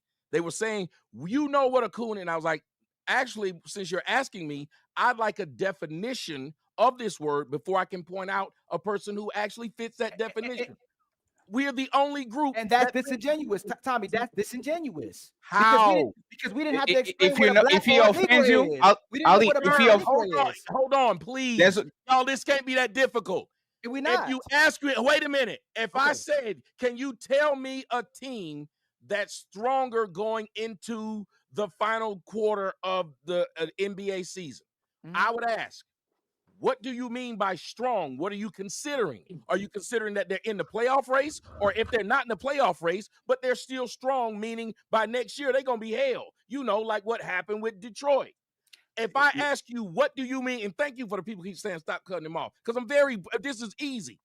If I want to answer your question, which is, what do you consider fresh beef? Why would that be an argument? You know what fresh beef is. If you say I know what it is, what about the people in the audience that might not? You're resetting the table. This is lets you know y'all aren't used to audiences or used to producing. Because if someone asked, what does this mean? You wouldn't say, you know what it means. Even if you believe they did, you would reset the table. So the audience now has an expectation of people who would fit that. Right. So That's honestly, all I did. this is That's so the people on this panel are intellects. All the people that we brought on this panel is intellects. This is called deviation, Tommy. There's no reason to explain coon. Let me finish. There's no reason to stop in this show to explain coon with the people we have on this show and what people know as well too. If we don't have to explain what a black or Negro was, people could have been offended by the nightstick. What if someone asked? I would have been explaining. This is insane. They were just offended that I used the term coon. JB, please. Ali, I answered what a coon is. I gave the definition what a coon If is. someone asked me, I can define anything I've ever said. And I finished. Tommy asked what it was. There were people who were offended. The people who are offended by that term right now are talking about that term. It's not about offense. I just wanted to know what it meant. Because there are several different definitions, and y'all have heard them. Even the guy who was explaining I'm gonna say one last thing. Let's do this. To the point where they said, which one are we using? Okay, so now about this. Okay, so Tommy, Can you tell us then? Can you edify the people? I'm so we trying can to move on? find out. I I'm don't asking call you- people this. So you don't know how what a can coon I know is? what it means? So Tommy, you really don't know what a coon is? Sir, JB, did we not just notice there were so many definitions that He we did. don't know where to No, put someone so at? No, that's true. That's why I asked him like, which one? Yeah, no. And I'm sorry, y'all not. Yeah, I'm sorry, y'all not going to do this, right? This is and Ali, I'm sorry because you are glitching, kind of, right? If you get offended by a word, you know exactly what that word means. That's the first one. Yes. If you get offended by a word and you say, y'all have low IQ and da, you know exactly what that word means because you are making an assessment of the person that said the word coon. So you will know exactly what it is to call that person low IQ. It will be very disingenuous for me to come around and say, define IQ. What is IQ? Can you tell us what IQ is? Everybody on this program, please, can you, please, you No asked matter for how me much y'all overtalk, I just hope y'all let me at the end. No, explain Tommy, my end of it, Tommy, and I'm absolutely. okay with it. No, 'Cause Tommy, y'all say things absolutely, and your absolutely. sarcasm is cute as long as you get the guts Absolutely. to talk. I'm saying Absolute- it's cute when y'all are the last ones to talk, but y'all never, after y'all finish, let that person say, "Well, here's the part you got wrong about what you just said about me." Absolutely, Hold on, absolutely. hold But on, that's the hold on. Hey, Tommy, this is stuff that other content creators try to do, right? Andrew Wilson is known about doing this too. Are we going to stop the show this entire time and define words now? If we're going to play cake like this and everybody start doing this, then everybody got to know it. Hold on, Tommy, and you got it right after me. That means we're going to stop the show and we're going to start breaking down all these terms, right? That's what we're going to do today. I tell again, long as I can answer. Of course. When I'm on my show, when people ask, "What does this mean?" I give them a quick definition so we're all in the understanding. I've never felt like that derailed the show to get a definition of what we're about to discuss. Yes, sir. So can I respond to If somebody said, "What is LGBTQ?" before I say it, why would I not tell them this is what it is? Why would I say, you know what it is? And I want to address what Fatty said. He said, you would know what something means. You would never say it was low IQ. That is not true. Anybody that follows me knows that I say, when you got to just call something a name, which is what I asked Mansa, why do we have to call anything these names? Why don't we define what it is so there's no loose edges? Why don't you say, if like there's a difference between saying somebody's gay, because y'all have heard people call somebody gay and they didn't do anything with a man or a woman. They did nothing. And you still call them that. So having a definition allows people to stop just blanket umbrelling people. Because when you call somebody, how many of y'all been called a pedo online? Have you touched a child? Well, hold on. So, hey, Tommy, everybody on the panel, do y'all know what an Uncle Tom is? Yes. And the man just told you it's wrong. Mansa just told you that was wrong. I'm asking, and that's fine. That's if our brother He said literally said it, didn't he, Jay? He said they say Uncle Tom and they're wrong. Yeah. No, that's not what I said. That's not what he said. What they mean is Sambo. Right. No, but one second. I'm confused. 1 second, please, friends. Hey, friends, let's stop the conversation about the conversation, please. I illustrated the coon. Mansa went to the Oxford Dictionary and gave the definition of a coon by the letter. What is the confusion? So we can move along. Well, he gave about 3 definitions. He went through the history of it. It was very confusing, just being honest. So JB, no, fair. No, that's fair, please. 1 second, please. No, please, 1 second, 1 second. JB and Tommy define coon so we can move on with the conversation. Go ahead, please. Both of y'all, that is very confusing. Define the word coon so we can move on with the conversation. Go ahead, please. Someone that you might feel caters to white people's opinions. Who didn't know that? That's how I would look at it. Okay, Tommy? Okay. I look at it as any black person that doesn't follow a line with whatever black people have defined as this is how a person of color in America should think, you should automatically align with a person that is black. If you take the side of a non-black person in any opinion, you will now be called a coon. I've seen it 1,000 times. If a black person is having a discussion and it's about a white person, you are a bad person. You sided with the white. Even if the white was 100% right, we're told you cannot side with that person. You're cooning. There's not that no. No, he actually did sign with the white. I answered it, and now that's a lie. No, hey, Tommy, you know why we can accept that? Because just because women think that you are a misogynist, if they can act like if just because the big populace of women think them misogynist is somebody that just goes and criticizes woman, you know that the definition is not the definition. We actually correct him. No, misogyny is the hatred of woman and is A, B, C, D. Just because the biggest populace thinks that misogyny is just criticizing woman, that doesn't mean that makes it true, No, that's right? moving the goalpost right there. Thank That's you. not, This is what he's saying. He's moving the goalpost. What man all the black audience leaders, is seeing what he's doing right now, all and the they don't black- like me. Hold That's on. crazy. Martin Luther King, Malcolm X, Marcus Garvey, any leaders, Fred Hampton, any leaders you can point to talk simultaneously about their community and the white community as well too. So that's not a coon. A coon is typically a person who completely panders to the white society. Y'all use the word coon differently today than 50 years ago. I can't believe you just did But hold that. on, that's why I explained the difference between etymology and connotation. Because there's a way a word was originally used, then how it comes to be used, and the way it's used today is the way it's not being the same used. as when Martin was called a coon. So And Martin tell me. was called a coon. So and tell remember, me. Martin was called a coon because he was up there. They said kissing the white man's ass instead of fighting him. Martin Okay, so was called a coon. Can I say something about the word? No, absolutely, Shaka. Absolutely. Hey, tell me one time that calling somebody coon was appropriate. Well, we'll see. Here's the thing. That's why I asked for it. I don't use that term because I don't see how it's appropriate. Just like when they said the word Nazi. When you asked her about Nazi, she tried to explain it, but y'all didn't let her do it. She said, if you are in the Nazi party and someone called you a Nazi, you would not be upset. Just like a communist, if you were in the Communist Party. It is not inherently an insult, which is why gay, if you gay, it ain't an insult. You know who is an insult to call someone gay? A person that you know ain't, which is why more women call straight men gay than gay men gay. So Tommy, this is the problem with what you're doing, right? I ask you a very specific question. I ask you, tell me one time where somebody did something that by your definition, I said, one second, Tommy. It's like me saying, Tommy, I know people overuse gay. Give me an example of a person being actually gay. And Tommy would say, he suck on some dick. And I was like, oh, I don't believe no. 1 second, Tommy. Hey, Tommy, that's exactly what I'm asking for you, right? I don't believe a coon exists. That's my answer. How can I give you the example of a thing I don't believe exists? Now, I can give you an example of what people perceive one as. I can do that. Okay, so this is what I'm talking about. Nazi, they don't exist. No. So this is what I'm talking about having a disingenuous conversation. You are author of a bunch of Tommy. Come on, man, Tommy, relax. It's fine. We're having a conversation. You're not being fair. How am I being? No, I'm being fair because I'm saying I'm explaining to you why that's being disingenuous.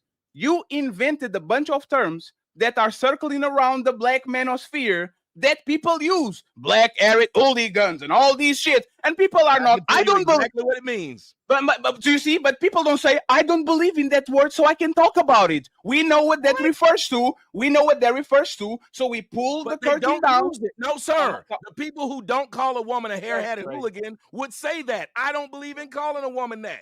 Listen to what you said. Yes, okay. I can't make them call a woman that. Imagine me telling somebody, you know, a hair-hatted hooligan, and they say I just don't use that word, and I force them to call someone one. And this is why Ali said that you are pulling an Andrew Wilson, because you will push a word.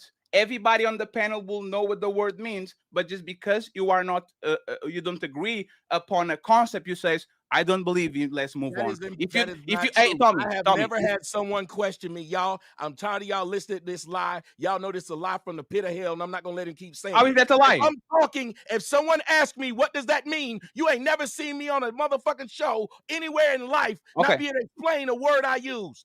Okay, so if you don't believe in a word, mad that someone asked. So Tommy, this is the final question. If you don't believe in the word coon, why does that word offend you? Because, like I said when I was talking to him, if you use a word and you just say it to anyone having a disagreement, because even right there, I found it odd. That's why I stopped him and said, well, you talked about the two sides doing the same act, but only one side got the name of coon. The other side did not. I explained my position. Hold on. I'm just telling him. All I did was walk it's fine. Let him finish. It's finished. All I did was explain what happened. Yes. I was saying, that word has become so abundantly used that now, and this is why it offends me, because people stop having an actual conversation. They just started calling the motherfucker a coon. It's just like if every time I don't like what a woman says, she's just a bitch. And I can't tell y'all what she said that was offensive. She's just a bitch, and y'all all gonna go along with it, and now she's stupid. Or I call somebody a tether. I'm not that, but I don't like that word either, sir, because what they do is use that word to stop talking to someone because they got an accent. So if you're going to make these claims, make sure you make them correctly, because I've been doing this for 20 years and I got the tape. I don't like words that stop people from being able to do the big boy thing, which is explain. Yes, and call me a coon all day. Tell people why I am. I'm okay with that. If you just say he a coon and you say nothing else behind it, that don't make sense. Yes, but would edit hooligan or whatever the name is doesn't stop the conversation, doesn't offend half of the people having the conversation, and clearly doesn't ostracize that group from having the conversation. And you see, this is what I'm talking about now. This is what I'm talking about. You are okay. You are now. Tell me, please. Tell me. What is a hair-hatted hooligan? Ladies and gentlemen, hadn't this happened? And when they do it, what do I do every time? Tell them. I said hair hat. They wear a hat made of hair. I said hooligan. Think about hooligans at the fight, that fight.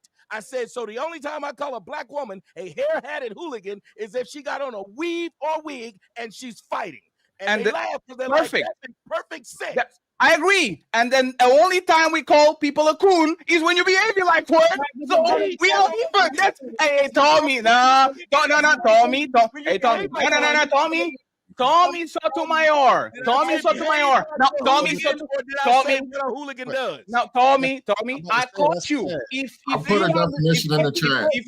Hey, please, Tommy, if you are legitimized to describe exactly step by step why you call a woman that, and I agree with it, I believe that I can say, if you tap dance like a coon, if you talk like a coon, if you sell out like a coon, if you literally, respectfully, who have you seen tap dancing other than let's just say Sammy Davis Jr. or Gregory Hines? Who have you seen tap dancing?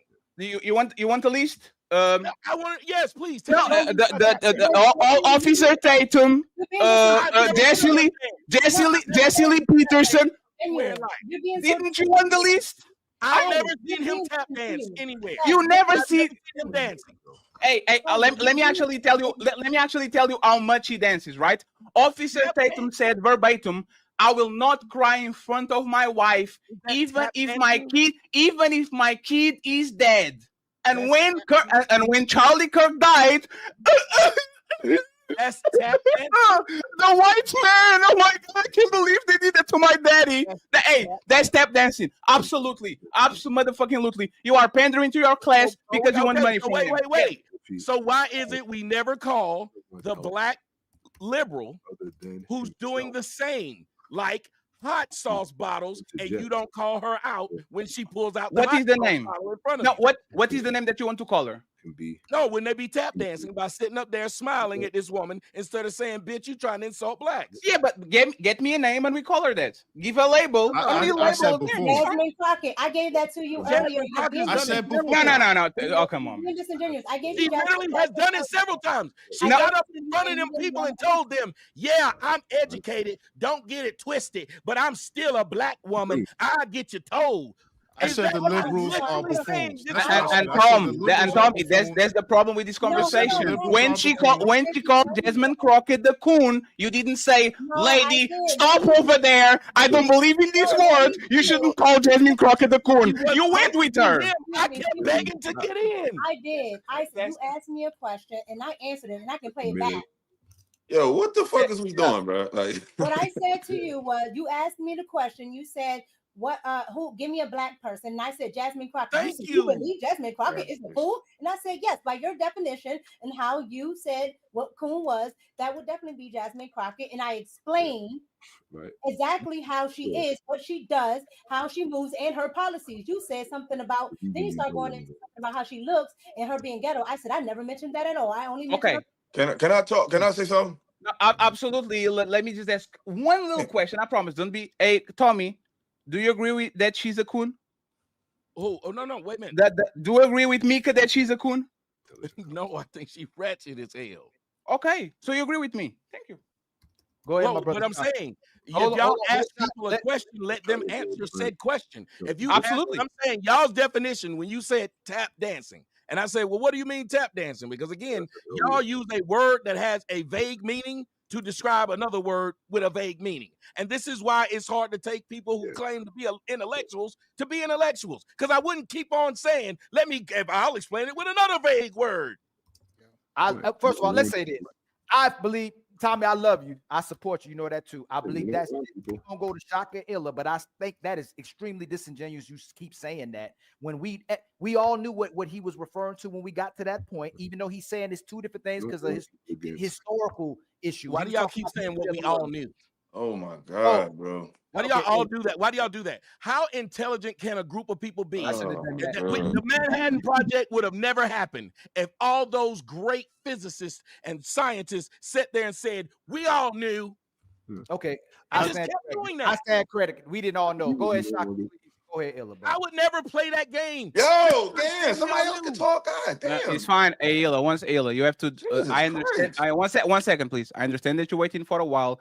Please, nobody on the panel do emotional outbursts about waiting. Right on the back. I know y'all waiting, but please go ahead. This is a show. Wait for a second. We got you, Ayla and Shaka. Go, Shaka. You go ahead. No. You were very frustrated about not talking. No, Please because talk. I'm sorry. It's just this conversation just dumb as hell. It's fine. Like, Go ahead and explain why it's dumb. I agree.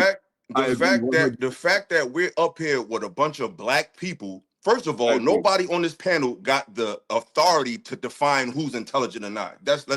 No one has that power. So a lot of people say, "Oh, what's the intelligence?" First of all, I define intelligence as somebody that studied and has done some homework on the topics. And most people on these panels ain't read a motherfucking thing. No offense, I ain't talking about this panel right here. I'm talking about in space period. I've brought books. I've seen people argue with people over literature. So let's stop acting like this is a space with all these intelligent motherfuckers. It's a bunch of people with opinions based on their experience and based on their bias. And they build a good audience of a lot of weak people who never show their face, and they inflate our egos to make us think that we're more important than we are, and we're really not. Most of the people that follow you are fucking corny, weird, probably ain't got no job, ain't got no girlfriend, ain't got nothing. So you got a 400,000 clowns following you. So that's for one. For two, let's not pretend like we don't know what the word coon means. Now, can people use coon overly and out of context? Of course. Sometimes we'll see somebody who dressed funny and say, "Oh, you a clown ass nigga." Is he a clown ass nigga? No.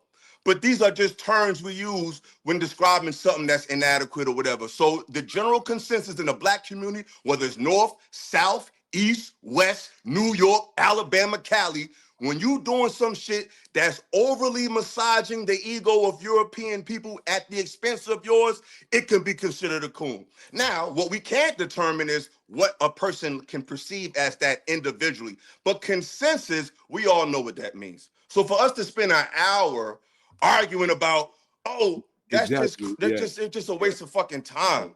Because we all know what that means. You made it though. Hold on, you talk for an hour, bro. You're not about to interrupt me. No. I'm not them niggas. You're not about to do this with me. You gonna let me talk. We heard you talk. We all know what we say. Like you say, you've been doing this for 20 years, so we all know what you say, bro. We all know what you say.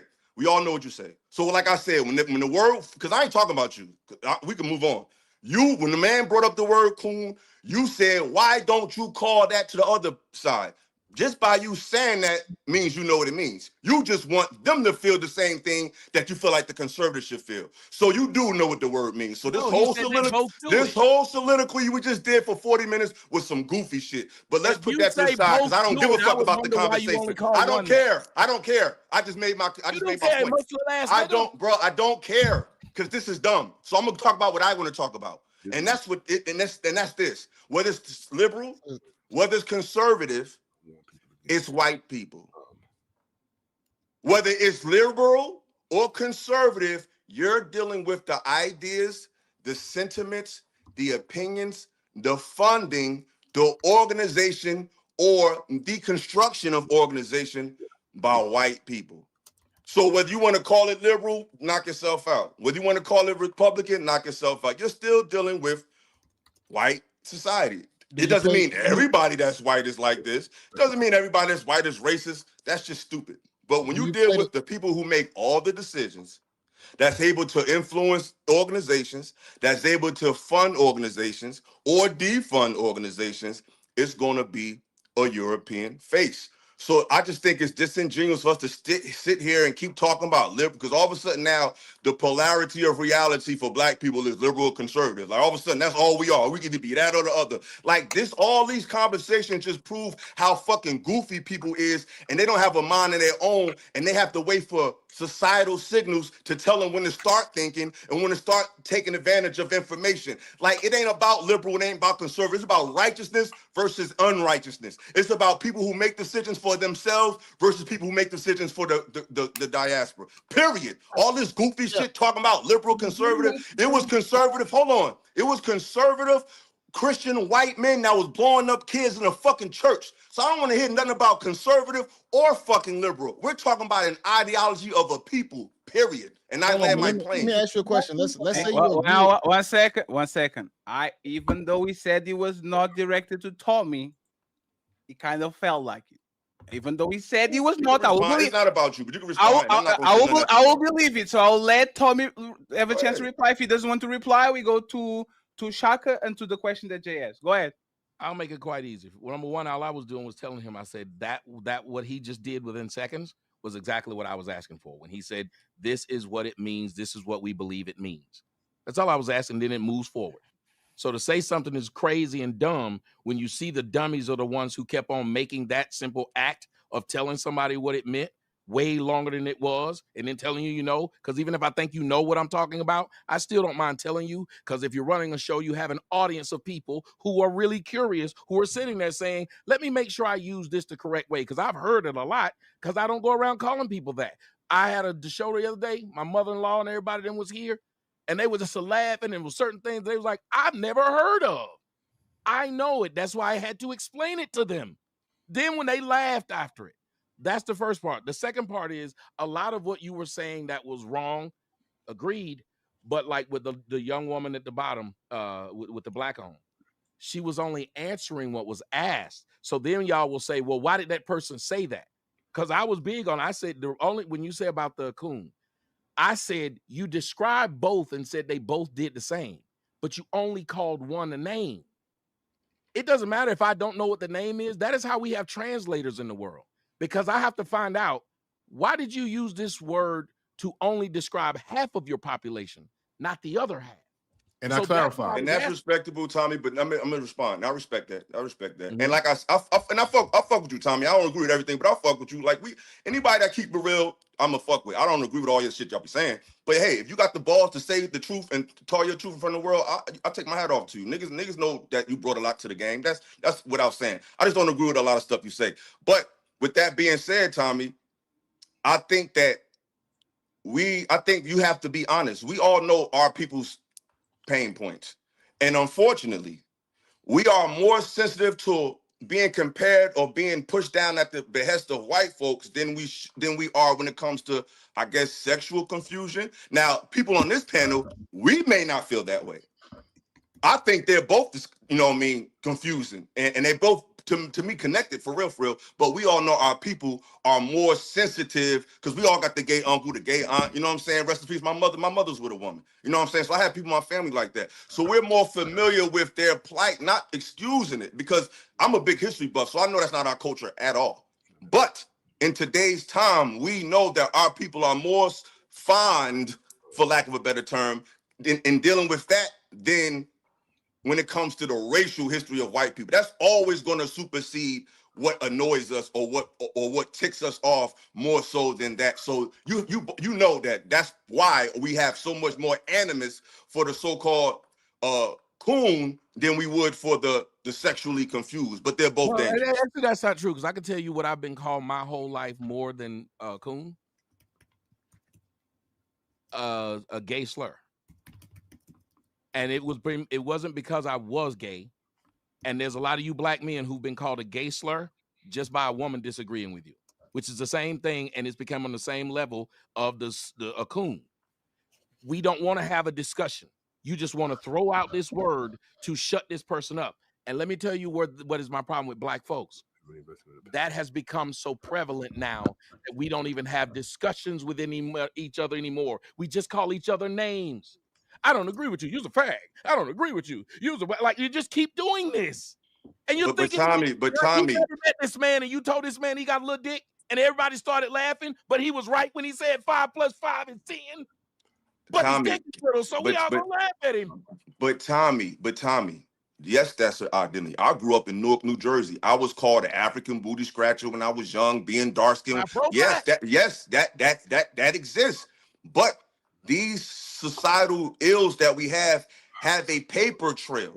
And I don't like when we act like we've always been that way, and that's not the case. What we're dealing with today, I'm not excusing it, Tommy. I'm not excusing it. I know you're not. What I'm saying is, where's the time that we say, listen, we know that black men have been kicked out of the family. But you gotta let me land the plane, Tommy. I'm getting there, baby. You gotta let me finish talking, baby. We never excused the black man not paying child support, though. We're not excusing nothing. I'm telling you, Tommy, I'm not excusing nothing. We never tell people why the black man came from, why he don't pay child support. Brother Tommy, I'm not excusing nothing. None of it is excusable. What I'm saying is it has a chronological order of progression. It progressed over time. But I don't like when us as black people, we seen the sink get messed. It's like we're in a house, right? The foundation got messed up. You seen the hinges fall off the door. You seen the washing machine break down. You seen the faucet get messed up. You seen bed bugs come, and then you want to say, well, this house is fucking filthy. It didn't just get there. You let this go, you let that go, you let that go. Now you got to condemn the whole house. So what I'm saying is when it comes to our people, we have, even in this, I could even go with the world, but I'm not going to go with the whole world. I'm just going with this country.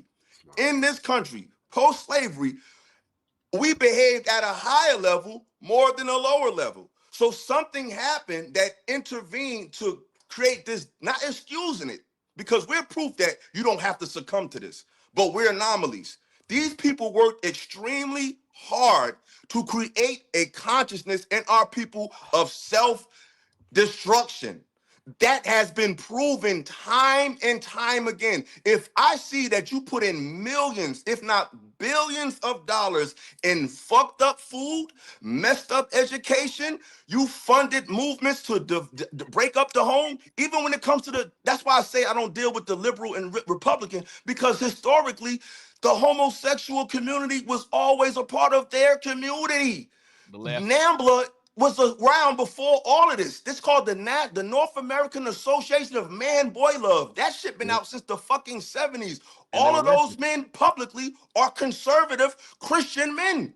So the problem isn't liberal or Republican, it's colonization by a society that's not ours. And they could hide behind all these terms, but when you remove the mask, it's a European. Whether it's an LGBT person, whether it's a Republican, whether it's a conservative, the face is the same. So what I'm saying, I'm gonna shut up after this. What I'm saying is the people who funded most of our issues, the people that's complaining about the issues or the black fatigue, 9 out of 10 times funded it, enabled it, or ignored it happening on their watch. That's a fucking fact. So I'm not going to sit here and bang the drum all day on the results of years of specific laser-pointed animosity towards a people, whether it be economically, whether it be spiritually, whether it be politically. It's documented. So to hear black men just totally forget that, it's just weird to me. And that is some cool shit,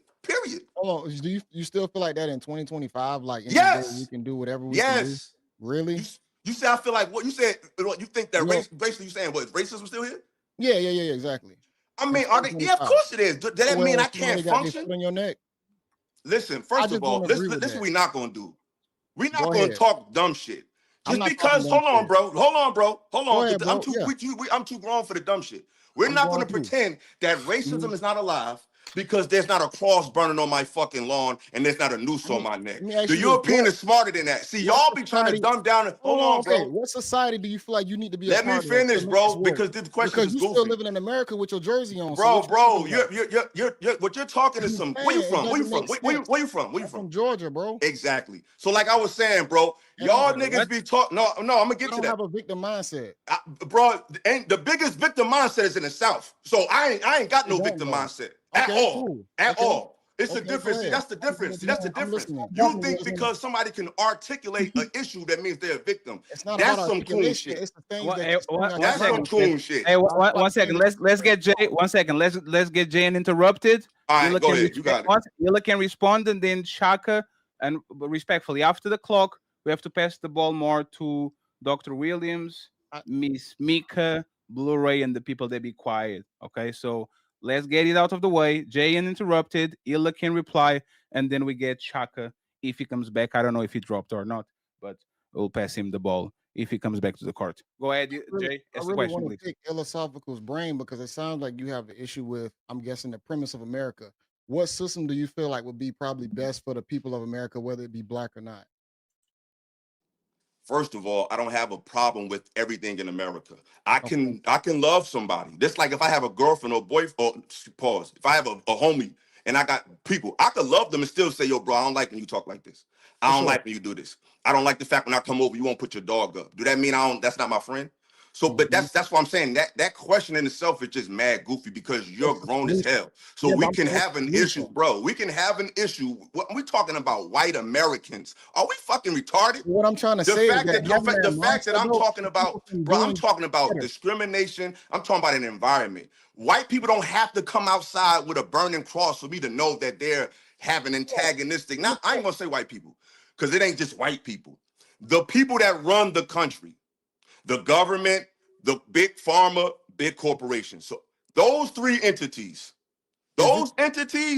have racist sentiments. Period. They are not made on behalf of the betterment of any people, whether they're black or white, but definitely not us. Okay, for sure. Everybody's playing the same game, but sometimes I feel like we internalize our own feelings and project them onto somebody else that you don't even know and say, yeah, he don't like me because I'm black. No, that motherfucker just but I'm not saying that. But that's what you're explaining. What you're displaying. Illa, 1 second, Illa. You have to let him land the plane. He's saying shit I ain't saying.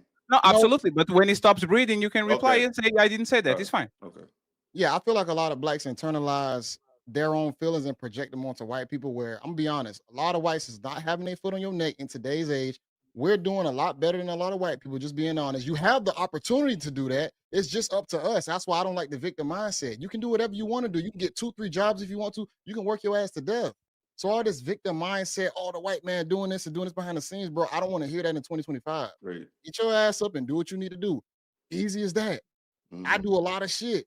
The white person ain't stopping me from doing it. Thanks. That's how that has nothing to do with the fuck I'm talking about. But I'm glad you was able to get that off your chest. What I'm talking about, no, that has nothing to do with what I'm talking about. We all know we got to work. We all know we got to get up. You're talking about an individual's progress as a person. We all can do that. I'm talking about hold on. You talk. I ain't say nothing.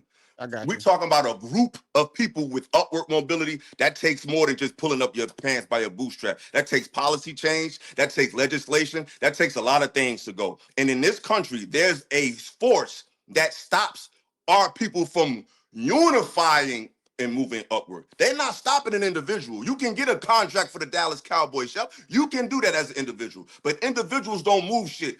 Nations, conglomerates do. So when it comes to us moving in that way, we've always went up against antagonism from the other side. When it comes to upward mobility as a group, as an individual, you can do what the fuck you want to do. I would say it's mindset. See, those same content creators that you've been talking about, saying that people just speaking off their experiences, those some of the same people that's helped saving a lot of black people out there who happen to be stuck in the same mindset that you're talking about. What mindset am I talking about? Because let's get clarity on that. Because you keep talking about what mindset am I talking about? To be a victim and think that white people is just shutting shit down and you can't do anything. I never said white people were just doing anything. I said big pharma. That's why you need to listen, bro. But you said it's still under European leadership. Because who owns big pharma? Okay, so you're still talking about white people. But because that's who owns. So all right. So name me this. Since you were so smart, name me a black conglomerate. Name me a black conglomerate that has a lot of stock or has a lot of power in the world, in America, in the world of corporate America, big pharma, and the government. Where's the black face of that? Harpo. What? That. Harpo. Harpo. You mean Oprah? Somebody that's owned by them? Okay. Who else? No. That's not what No, she no, said. no. No, Harpo. She didn't say Oprah. You the She goalpost. said Harp. I thought that was Oprah's company. Don't she got a company called Harpo? Not finished. You said name a conglomerate in either. You gave 3 categories. We got that. I'm saying you say Harpo. What else? Yes, I just Okay. gave you. I was just Okay. giving you one. Give me one in government and give me one in corporation. You said that's big pharma or corporation? That's in corporation. Okay, so they have enough power to overthrow the other ones? Yes, because they're also in Africa, okay, under the guise of infrastructure. Okay. They have So they're big enough to compete with the big pharmaceutical companies in America that don't represent us. That's what you're saying? Because I never heard of them until you said it. They could compete with Pfizer. So I'm talking about on the level of Pfizer. You gave three. And I'm talking about on the highest levels. I'm not saying existence. I'm not just talking purely existence. I'm talking about power. Yes, Harpo has a lot of power. Compared to Pfizer and that. Do you know who the stock ownership is? I'm just saying. Okay, if you're going to assert what you think I said, at least allow me to say it. I can't answer the question. It's fine. Let her finish. It's fine. We have 1 minute. Let her finish. Hey, friends. If your opponent is committing a mistake, let him commit the mistake. Let her finish. Fine. Let her finish. I'm a woman. I'm not gonna yell over you. I tried to answer it, and then when you interrupted, I tried to. You got it. I can't do both. Right. So what I'm saying to you is you said corporations, then you said pharmaceuticals, and you said something else. So I was just government. One. Right. You said government. So I was just answering one. And yes, Harpo does, because Harpo works in conglomerate with the entertainment industry and other industries here and abroad. Okay. They do things devious here and in places like Africa, along with the Chinese. Like I can go into a long diatribe about it. But what I am telling you is, yes, Oprah, who is black, like actually black, nothing mixed, just black, right? She actually is a part of that conglomerate, because you don't get to being a billionaire without actually getting a part of those. That's great, but unfortunately, so, one second, Illa. One reply 1 minute, and we go to the super chats. Okay, 1 minute, more than 1 minute, I'll stop it. Go ahead. That's unfortunately, sweetheart, the person you mentioned was a horrible example. See, that's what I'm saying. We love to just pick a person. We talking about somebody who's actively, because she was also her school she put in Africa. Her school that she put in Africa. I heard you talk. Her school that she put in Africa was accused of kids getting raped too. Her main spiritual advisor, John of God, he's doing time for rape. So stop bringing up people that y'all just Google. Like y'all don't know. You don't know. You don't know nothing. Do you think it's time for some super chats?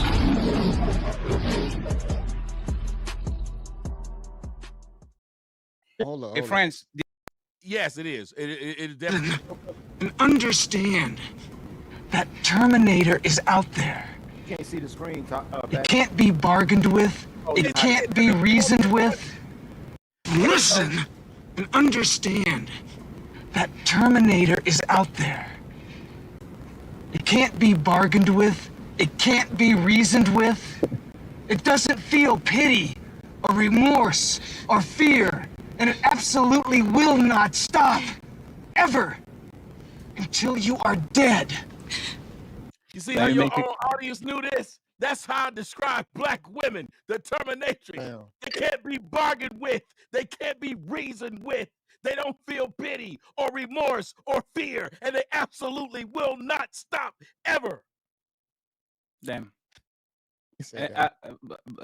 This person wants to talk with you after the show. And Illa, you got the microphone, okay? I just want to make sure. All right. Okay. You get the microphone. I'm just saying that Dr. Omar Johnson is on speed dial. He's going to talk with you after the show. Go ahead. But real quick. Yes. I'm sorry for the little outburst earlier. Y'all just was going on. No, it's fine. You're good. No. But that's not demure or whatever the fuck y'all say now. So I'm sorry. I don't mean to disrespect nobody. Everybody, I respect everybody's perspective. You know what I'm saying? I may not agree with it, but the fact that you got the right to share it is commendable. But this is what I'm gonna say, and I'm gonna land. We have to stop acting like noticing an issue is victimhood, because that's just not a genuine conversation.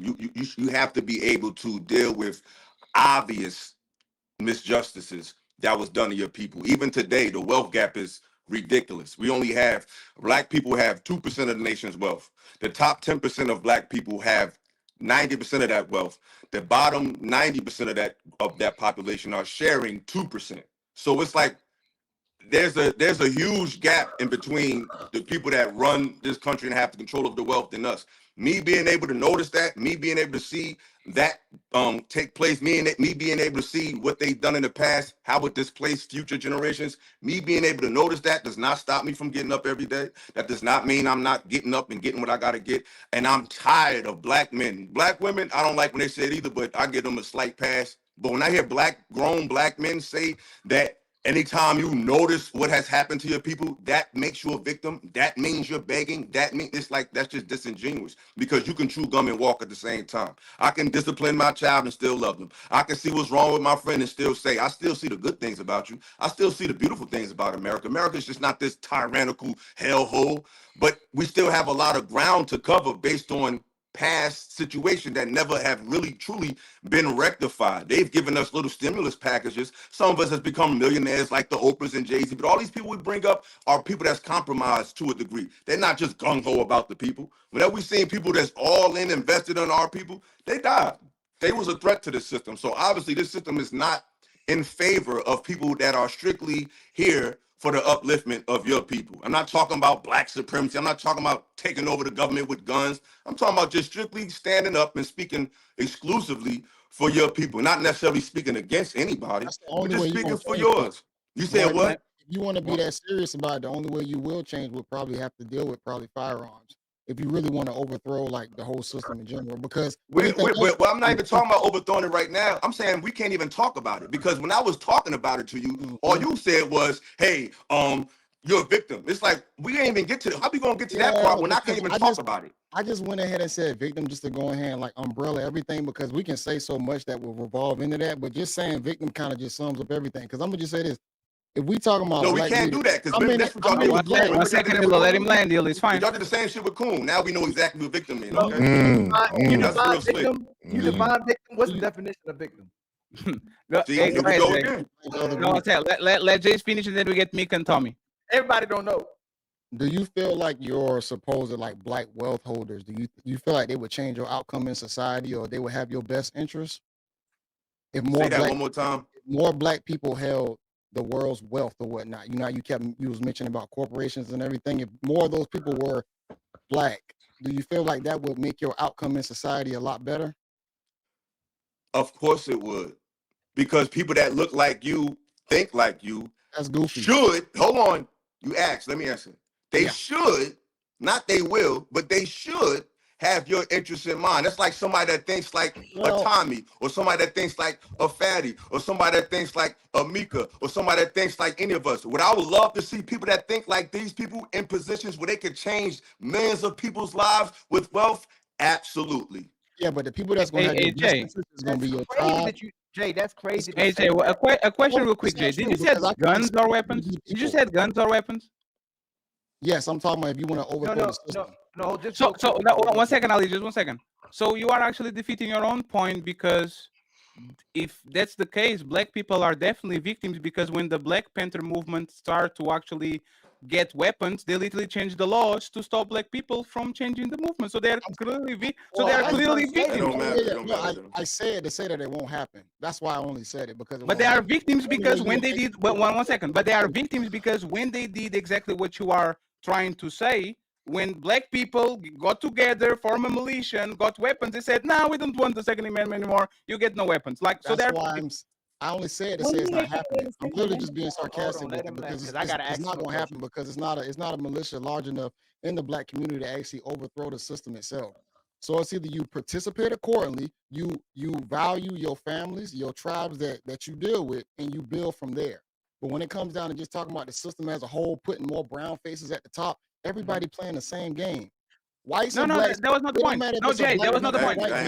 No, Jay, you bypassed exactly what I said. So you recognize that when black people actually form an organized group and got guns and did exactly what you're suggesting, the American government stopped them and changed the rules because they don't want them to proliferate, making black people actually victims. Do you acknowledge that?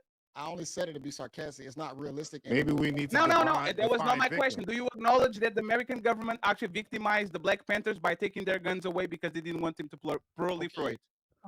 Did it happen? You don't. You don't.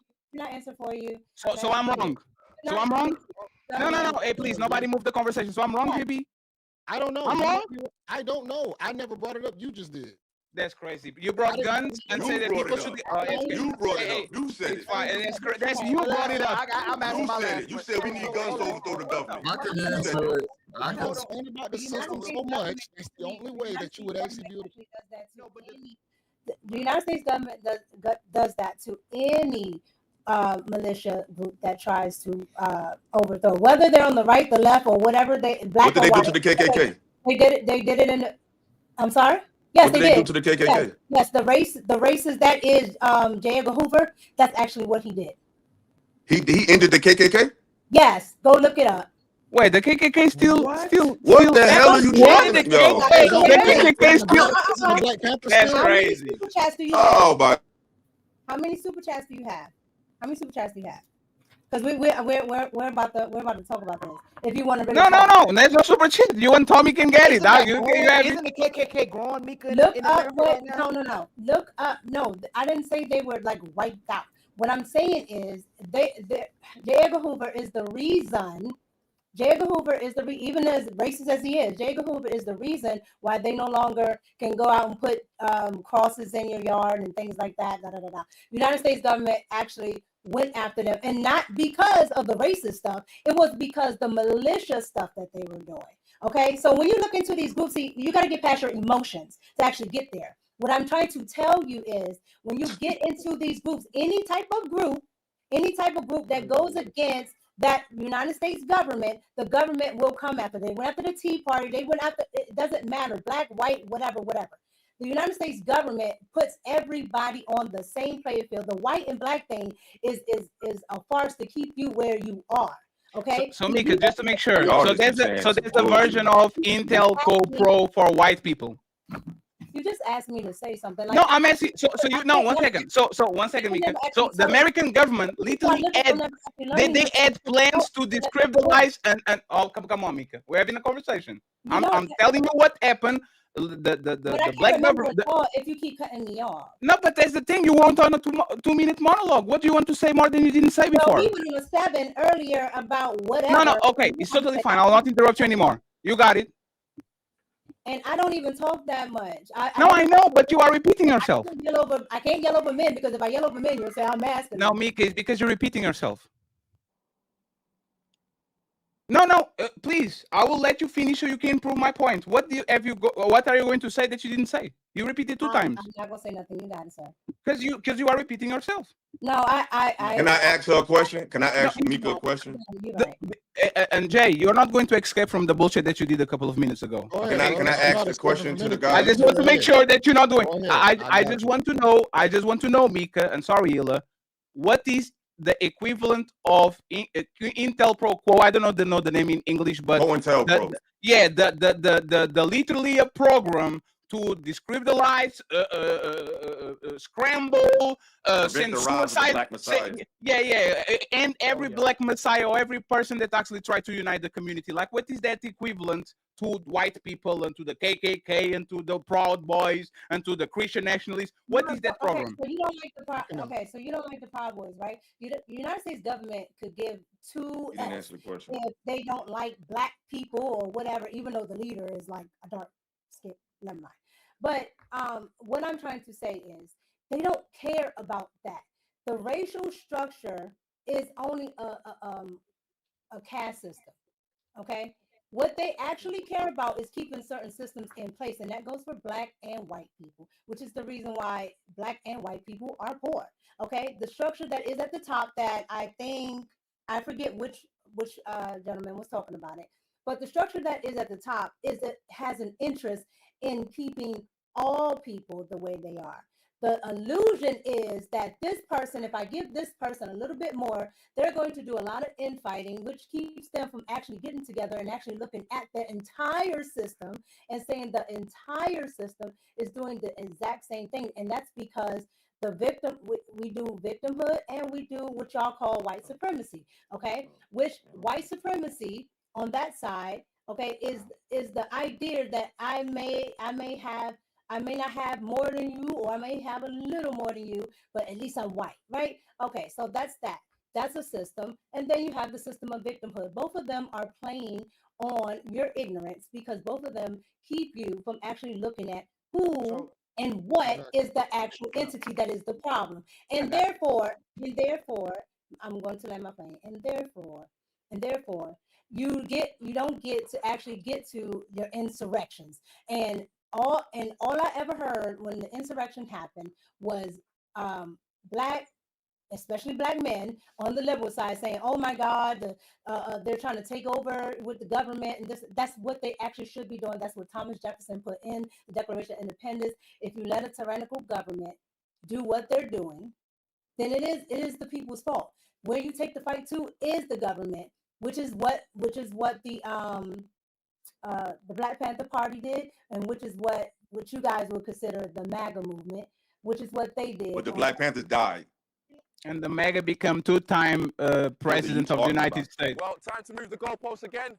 On three, fellas. 1, 2, 3, push. I just want to make it clear. That MICCA, I asked you a question and you talked for 2 minutes and 45 seconds and you didn't answer that. Ila, you can answer the. I'm not over talking to you now because you stopped, right? No, because that's the thing is you complain about me not stopping you, but when I let you talk for 3 minutes, you don't answer the questions. Ila, one second, please. No, I started from what I was saying, and then I got to your question. Of course. If I have to sit over in a corner, where I never get to talk, I'm going to tell the point that I wanted to make, and then I'm going to get to your question. Okay. But like I said, if I yell over you or if I do any of that, you would consider it masculine. But when I am waiting patiently, I don't get to talk because you guys want to go back and forth about stuff that doesn't even matter. Yes, but that doesn't mean that when you talk you can go like on. Actually, I don't even want to do this. It's fine, MICCA. I apologize for not letting you talk. Ali and Ila wanted to ask a question. Tommy and interrupted, and then please let's go. Let's get the rest of the panel. Mansa, Blu-ray. Let's open the panel. Who next? Ali, you are either muted or freezing, or I don't know what's going on. But we can who's hear next? I'm free. No one can hear me. Yeah, now you're good. Ila and Ali. No, I was going to make what JB told to Illa, where he was saying that when the majority of people are holding power, the race of people holding power, that's not going to shape their custom. That's not.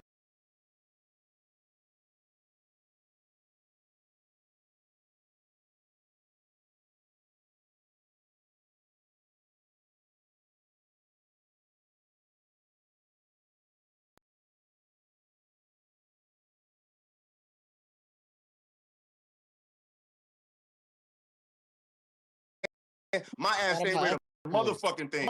Hold on. That's a fancy way of saying. I haven't read nothing, and that's fine. But this is what I hate what black men do.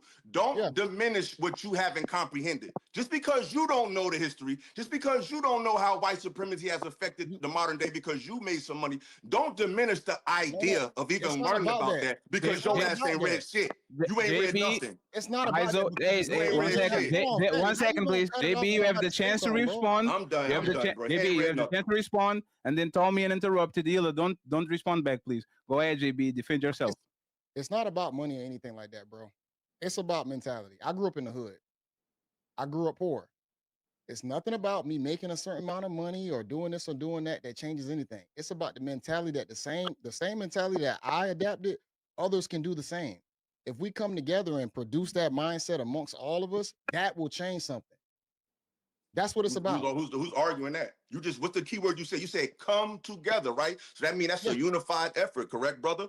I said earlier that that's the issue that we find a problem in. We find success as individuals, like you have. You found individual success.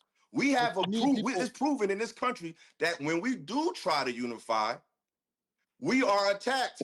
So obviously there's a huge threat to not us moving individually, but it seems to be a threat to the powers that be in this country about when we organize more than just one person. So to act like you just said we have to unify, but why? Every time we do that, what happened?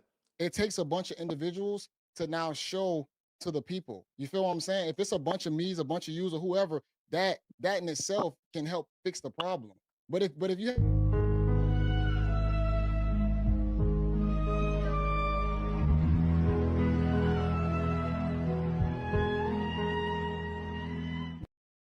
what is that for? JB, I can't believe you can answer a straight question, my brother. What do you mean? I can't. He said, what happens every time these people try to get together? And you say, it takes a bunch of people to build a village and to, like, you can answer the question. Hold on, but you keep saying, what are these people? Hold on, ask it one more time. What happens when black people, all these people, try to get together to accomplish something for all these black communities and all that? What happens?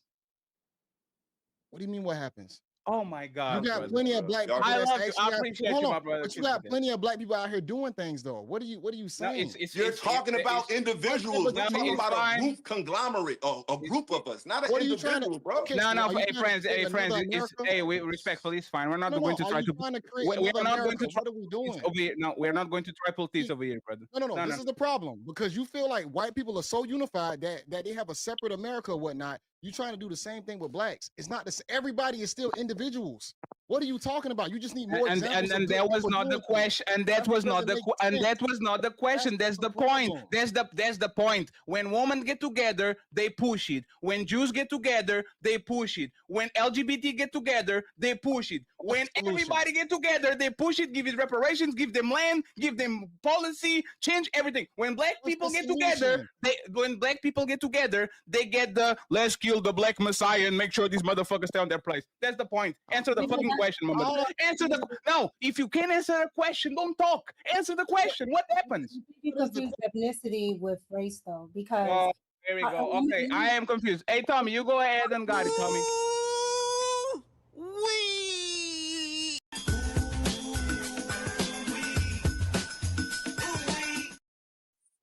All of a sudden, nobody knows about the bombing of Black Wall Street and nobody knows nothing. Nobody knows that. No, stay over there. No. Anything right now. Anything right now. Are we bombing? JB, the best way to predict the future is to look at the past. If you are going to forget everything they did to you, even on last 3-4 decades when they were denying you loans and all that shit, you didn't inherit nothing. You had Jim Crow. You had to go into the back of the bus. If you are going to deny everything that happened before, respectfully, don't talk about nothing, because when people ask you something, you can answer nothing. Okay? That's all I'm saying. Can I add this? No. There's no hold on. There's no hold on. No, there's no hold on. There's no hold on. Opportunity to answer. You had the opportunity to answer, and you decide to dance. No, it's fine. It's fine. Every culture resonates. Hey, friends. Every culture deals with the past, bro. Friends, 1 second. Let Tommy deal with the future, bro. That's the problem. People you have to deal with both. The best way with both. You have to deal with both. The best way to predict the future. The best way to predict the future. Nothing. You ain't. This is what I'm tired of y'all doing. Stop telling people who actually. I'm sorry, Fatty. Stop telling people who actually read history, who actually came to an individual narrative of what they see in the opposite society. Tell them why they think the way they think. If you haven't read what I read, if you haven't read what I read, you don't know why I feel how I feel. So stop doing it. You ain't read shit. Hey, friends, I don't want to repeat it. I don't want to repeat it again. Hey, JB. Been talking the same rhetoric for so long. Ain't nothing changed. What are you talking about? You don't know the rhetoric because you ain't Hey, you know. Stop. I've been in the conscious communities in my 20s, bro. I got out. Can we stop? Man, the fact that you said conscious community, let me know you ain't read shit. You a follower. You ain't read nothing. Stop talking. Can we stop? Thank you. Hey, I just want to say something real quick. Oh, absolutely. You can. You had the chance to say, JB. When it comes down to the things that we need to do in our community, it starts off with little things like life insurance, stuff like that. And I say that to say because I got a receipt right here, and I'm not trying. This ain't no bragging thing, but I just had to pay like $9 grand on a funeral.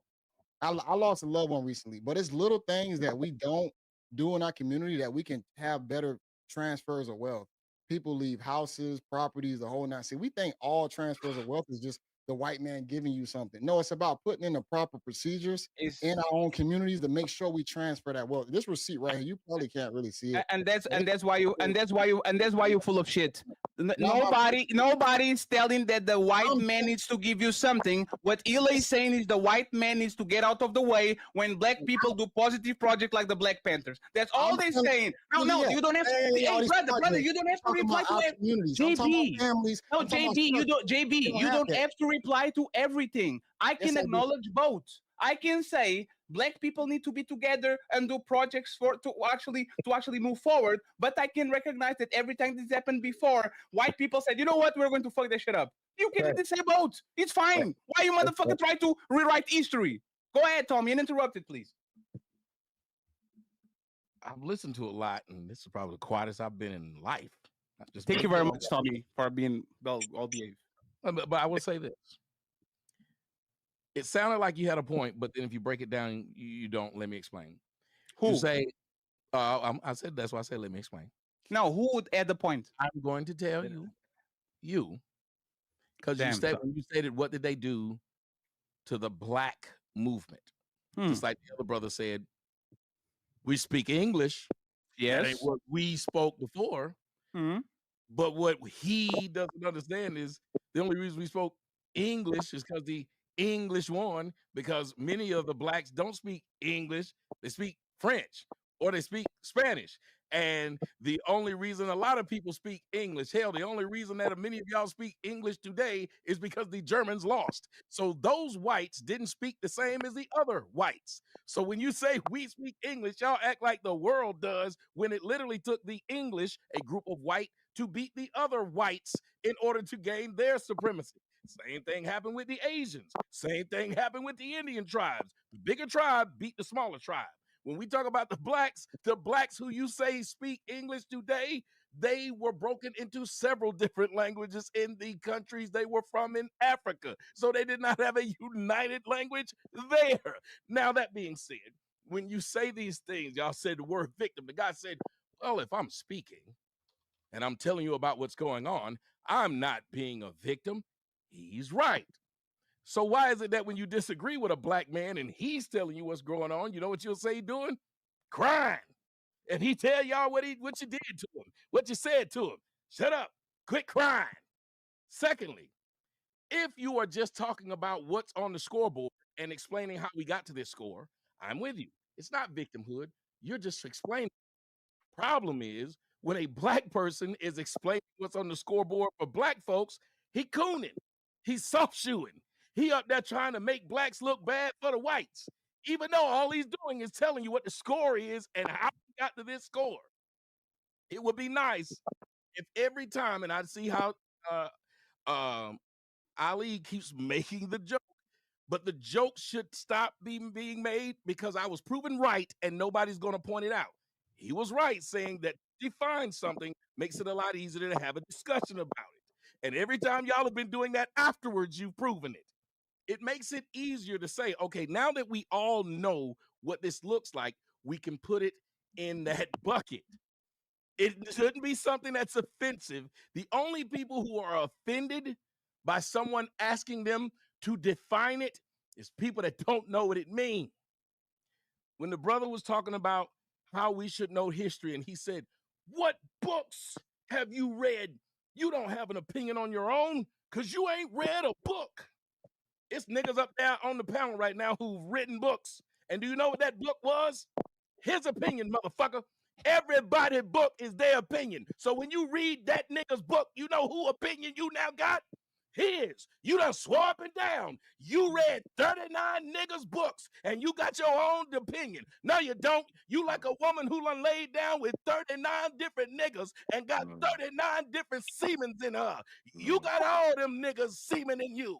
Every book you open about another nigga's thoughts and his life and what he saw is that nigga's semen in your brain. So when you tell everybody how you done came up with something great and you read this, sir, that was somebody guiding you. This is the reason why I live in the South and most Southern niggas are Baptists, and they'll fight you over their God, even though somebody told them to be that. When you say, last point, what happened to every black movement? Oh, so Farrakhan and the black Muslims wasn't a black movement? Because they damn sure still exist. And the CIA infiltrated that shit. Right? Hold on. When y'all say this, then he's right. Jay is right because every other group got infiltrated. Oh Every my one of God. them. So You can't why is name the one. brand we? The government's job is to keep all of its citizens under its thumb. Every one of them. So why don't they try? Anybody that tell y'all this lie that it's about blacks, no, it ain't. JFK wasn't black. The majority of people you know getting their top popped off is white, and white people popping them. Charlie Kirk wasn't black. He popped off.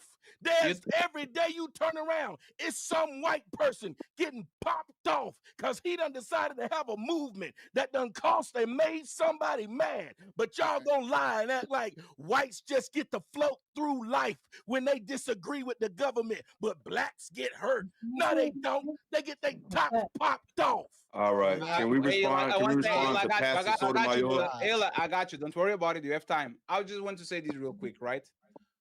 You can't prove that Charlie Kirk was shot by the government. I can prove that all of these black activists actually died, or the government was trying to get rid of them by saying, oh no, I didn't interrupt you, by sending suicide letters to Martin Luther King and saying, if you don't kill yourself, we are going to defame you. I can prove that the government.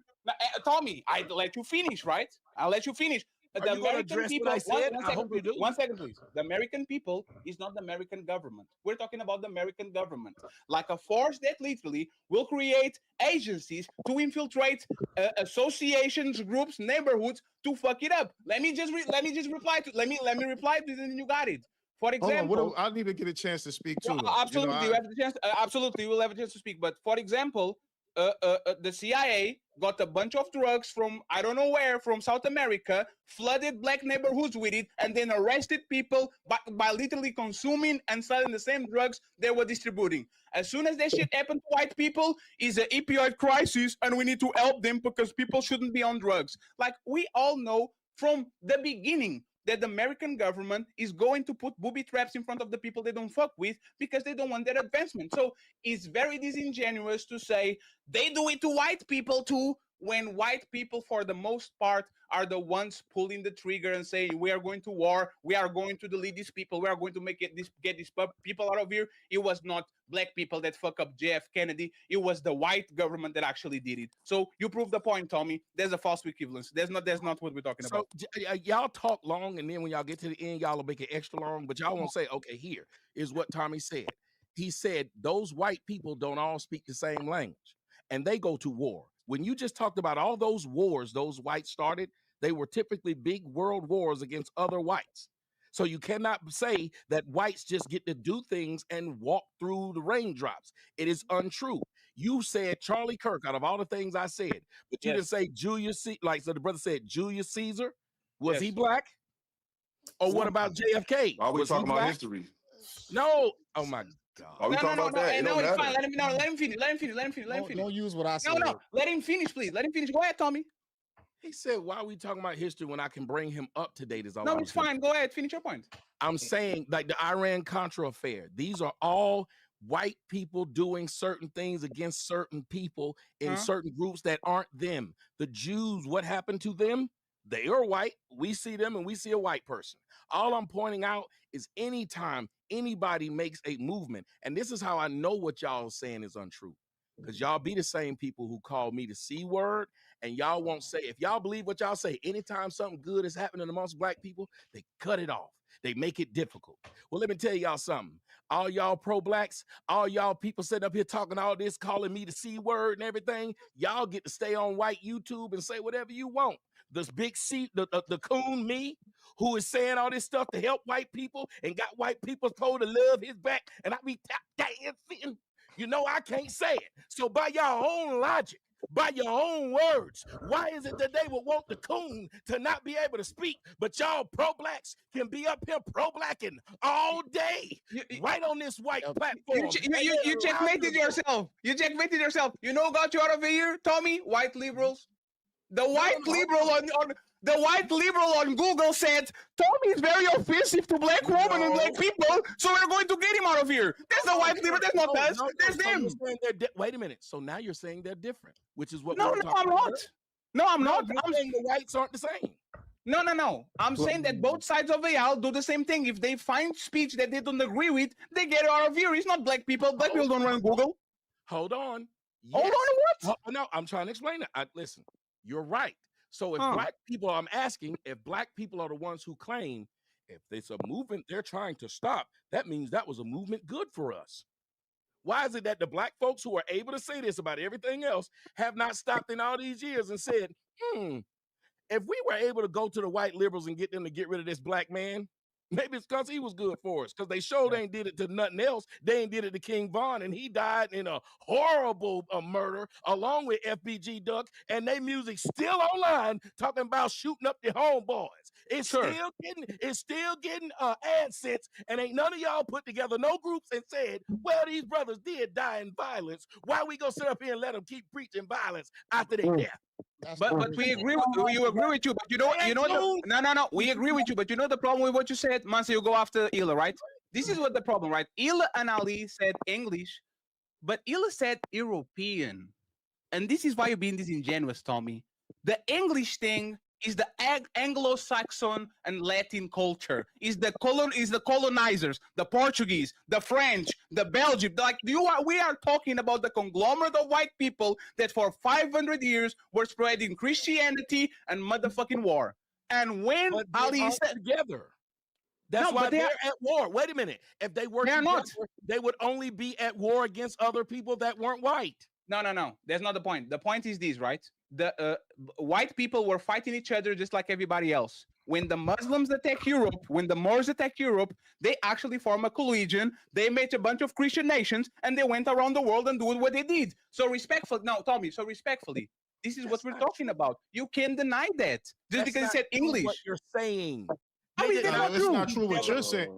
That's not true. They did not say all of white people are going to get together and fight the Muslims because they ain't white. They did not get together. They literally did that shit. Tommy, this is Portuguese education one-on-one. Okay, if you're saying then why didn't blacks do it in Africa? Stop. Because when I got you, brother. I got you. Because when Gaddafi tried to do the African nations and get out of the petrodollar, the United States went there and got him. Not black. Oh no! He is not black. I can't believe you said this. No. Respectfully, when Gaddafi is not black, sir. When Gaddafi looked at the other African nations and said we need to decentralize from Americans and get off the petrodollar, the Americans went there and fuck him up. No, say it. Obama. Thank you. Hold on. What about Obama? It was about money. No. Hold on. Here's the thing. Yo, let Mansa get in there. There's a lot of. See, when you denigrate reading, remember the slaves used to get killed for reading. Okay, there was a lot of. Excuse me. Who denigrated reading? Y'all did. No. And this brother JB. Maybe y'all don't know what the word denigrate means. No, we know what it means. Let him cook. Hey, Tommy, let him cook. How is that? Let Mansa talk. We know what you gotta say. We know what you're talking about. You got it. It ain't that deep. Rebuttal, Tommy. You rebuttal. Let him talk. Let Mansa talk. Yo, chill out. Let's have one mic, please. How did I denigrate it? By saying what it is. You're reading someone else's book. I didn't speak since the beginning. I'm just going to say my piece. The fact is, you denigrated reading because you said that because a brother read a lot of books, that he got semen in his brain like a woman who done slept with a lot of men. Because he's reading a lot of books. That's not denigrating it. No. See, it is, yo. Let him talk. Let him talk. Let him talk. That wasn't an analogy, bro. It wasn't an analogy. It's an analogy. It's not an analogy, bro. Let him talk, bro. Y'all got niggas talk, bro. Now you know analogies. It's a whole show, bro. Yo, chill out. Let's have one mic, please. And thank you. This is what doesn't make sense. This is some bullshit, bro. Listen, rebuttal him. Hold on, Mansa, I'll bring you back. Tommy, you made your points and they had to be rebutted. Let him make the points, and then you're gonna be the first one to rebuttal him because he's responding to you. I'm glad that people know analogies now. So here's the thing, right? Here's the thing. back in slavery, in case you all didn't know, which I assumed you all knew, they used to kill us for reading and learning how to read. And they passed laws to make sure we couldn't read. Now, when you're reading books, you're not just reading opinions. There's first sources, there's primary sources, there's secondary sources, and there's third sources. There's the primary source is actually reading about something that happened, okay, from the people who either was directly involved or about the situation as it's reported from several different people. Okay, which is an opinion. Which is their opinion. Which Let them finish talking. Let them finish talking. Damn. Their opinion, their POV. Let them finish talking. Let me speak. It's still There's a subjective. difference between an opinion and a fact. An opinion is what you believe something is, or your summarization of what you observe. That's what an opinion is. Your observation is an opinion. Hold on, let him finish. No. Listen. Your observation is A an fact. opinion. Listen. Your observation is an opinion. No, it's not. Listen, Listen. hey, fantastic. Let me AJ, speak. hello. Hey, yo. That's y'all know that's disrespectful, man. If we asking him to speak and not to cut y'all off when you speak, let him finish.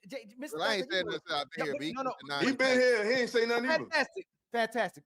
We let Tommy speak, you speak, and Blu-ray speak. Let's not say that you ain't spoke since you've been here, though. No. We know the proper etiquette for a panel, though. We know that right now. We know right now whether if you disagree with him, whether you offended by him, we're interjecting. Most of us. I'm not offended, but I got it. We're cutting off the brother. Let the brother finish, man. Listen, people who don't read, I don't have a high opinion of you. I'm sorry.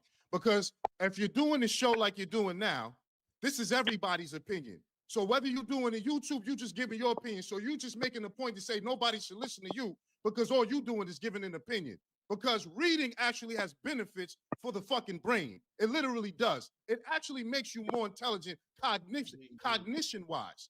So you have opinions, and then you have facts, okay? And then you can read facts, and then you can read about opinions about facts. Now, if somebody has a court case, and the court tells you, I need a statement of facts. They don't want your opinion. They just want to know what happened, okay? And then you can get into your argument and you can get into what you think happened. But a statement of facts is facts. Facts are not something that is an opinion. That's just like when you come and you talk about women who say things is this and this is that, and denigrate them and say, oh, you're just giving your opinions. Facts is facts, man. Okay, so when you read, if you all read, then you would know the Christian doctrine of discovery was a succession of papal bulls and edicts. Now, when you read the actual Christian doctrine of discovery over 500 years to 1,000 years of papal bulls and edicts, you're not reading an opinion. You're reading laws that the popes of Rome issued and said, go and enslave the sons of Ham. Everybody that's black with black skin, everybody that's a Muslim or a non-Christian, go and enslave them, take their possessions, and reduce them to perpetual slavery. That's what the Christian doctrine of discovery is. You would know if you read that. That is what people call today modern white supremacy. So the papal bulls and edicts that these Roman popes had passed were laws, not opinions. And what they did was give different rights to different European countries who were at war. But the main war was to subjugate everyone who was non-European Christian. These laws got encodified in the colonies. If you read, you would know that. So the second part. So, are you muted? You muted, Fatty, whatever you're saying. Mansa, you can finish. I just want to it's called the pink map, where all the European countries got together and divided Africa by you get these and you get these and you get that. That's why if you look at Africa map, all the borders are literally straight up. It's because these white countries got together and said we are going to divide this shit for us to not fight each other. So Mansa is 1,000% right. Go ahead, Mansa. It's not just Africa either. Right. It wasn't just Africa. I just want to ask you a question. Is this want to ask me a before? question in the middle of me making my point? Go ahead. Is this before or after the Black popes? This was Say what? before or after what? The Is this black popes. the black popes that rule Rome? Do you know what What? the black pope is? Hold on. I know where she's trying to go. No, no, Do no, you no, no. actually It know says what the popes black with an popes S. are? Do S. you actually know I what the said it black with an popes S. are? And Huh? then yes, I'm very astute. That's And why Yeah, she's I'm bringing it very, up. I'm very I'll astute let in you this think. I'll let subject. you think what you like. What's it? Just Yeah, answer I'm the not question. even addressing you right now. You Well, know yeah, what? she, You're on Of pause course, because now I'm you not even gonna finished run. making my point. I'm not I even asked you a finished making question. my points. I just Now asked you you. gonna Wait. run. I'm not answering your question until I Of get course to the not. points that I'm making. Because why would I answer the points and I'm not even finished making No, my it's point? fine. Finish your point, man. Because I keep moving the goalposts. You Finish see your that? point. It's fine. You're right. Finish your point. So the fact is, if you read, you would know about these papal bulls and edicts and how jurisdiction and authority lawfully was actually established, not some made-up junk. Okay, because everybody's talking about opinions here, and they're not actually talking about the facts. If you read, you would know that. So the point that I'm moving along is these papal bulls and edicts that come to being codified in the U.S. Constitution, in the laws of all the European colonies that were taken over, that was the law that they used to say that we have power and authority here. So you have a case called Johnson versus McIntosh, okay, where the Native Americans, American Indians, tried to sue the United States government and said that the reason you have authority on this land is because you made treaties with us. The Supreme Court ruled, Johnson versus McIntosh, look it up. It says that no, we don't have the authority to govern this land because we got a treaty with you. We inherited from England, who inherited it from Rome. Okay, so the reality is the laws that are governing here, not this is an opinion, this is fact.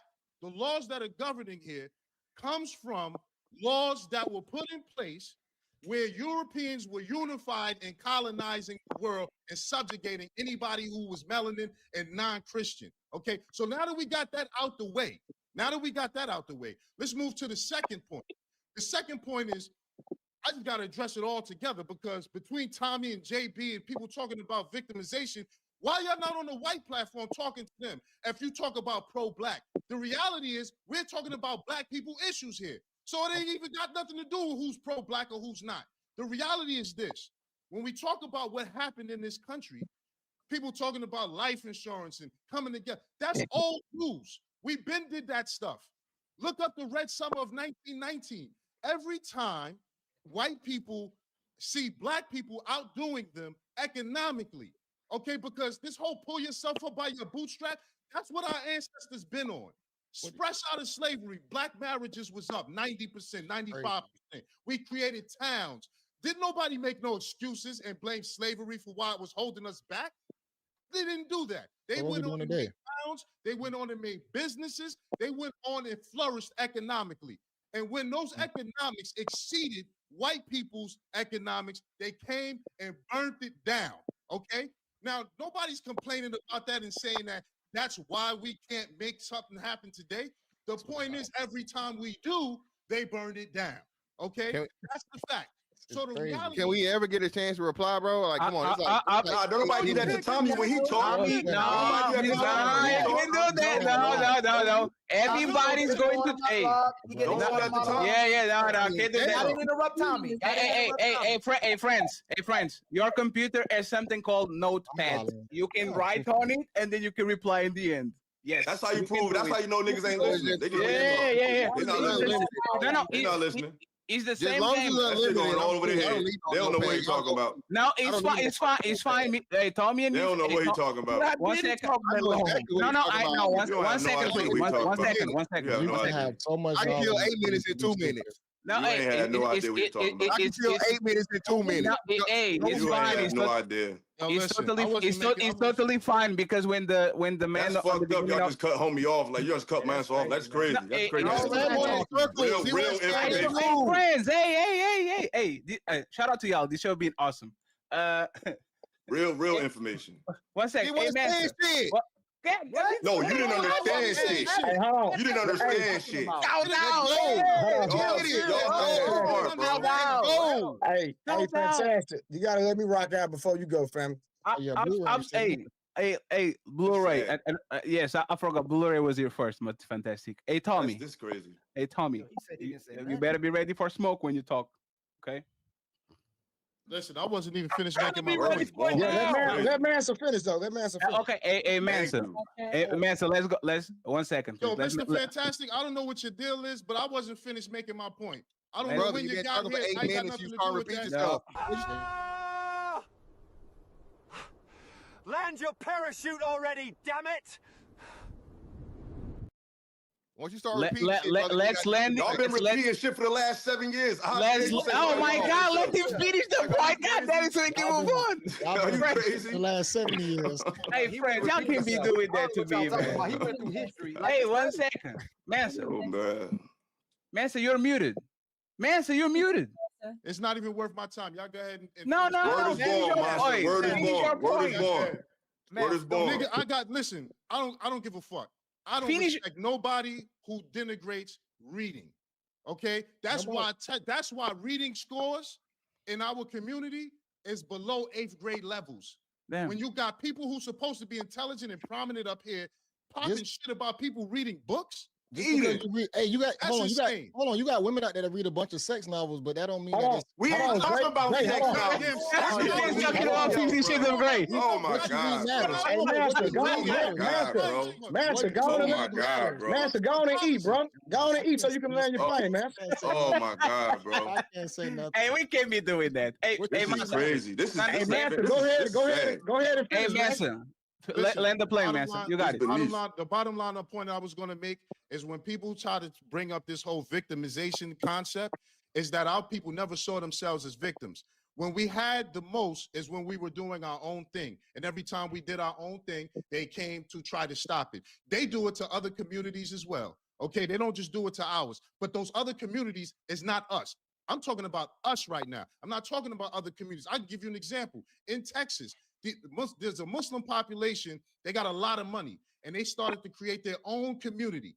They created a masjid and put their own community up. You know what started happening? The white folks got mad, and they start saying, oh, we need to shut them down. They're trying to start Sharia here. They're trying to take over and do this and do that. They do the same thing to every other group who outperforms them economically, okay? So this has nothing to do with being a victim. Obtaining individual economic wealth, hey, you're not the only, I can't speak for everybody else, but talking about your own wealth, everybody got money, man. It's not hard to make money in America. The goal is not about making money. The goal is to be able to have a political power which needs economic value. This is how we started the conversation about the left and the right, right? So I'm not a liberal and I'm not a conservative, but to have power in this country, you need to have political power. And that economic capacity empowers that political power. So what ends up happening is when you put that money together to do something politically, what ends up happening is they step up to try to stop it. That has nothing to do with victimization. bad. That I has know I to was do with the being- facts. Okay, but it's still brother.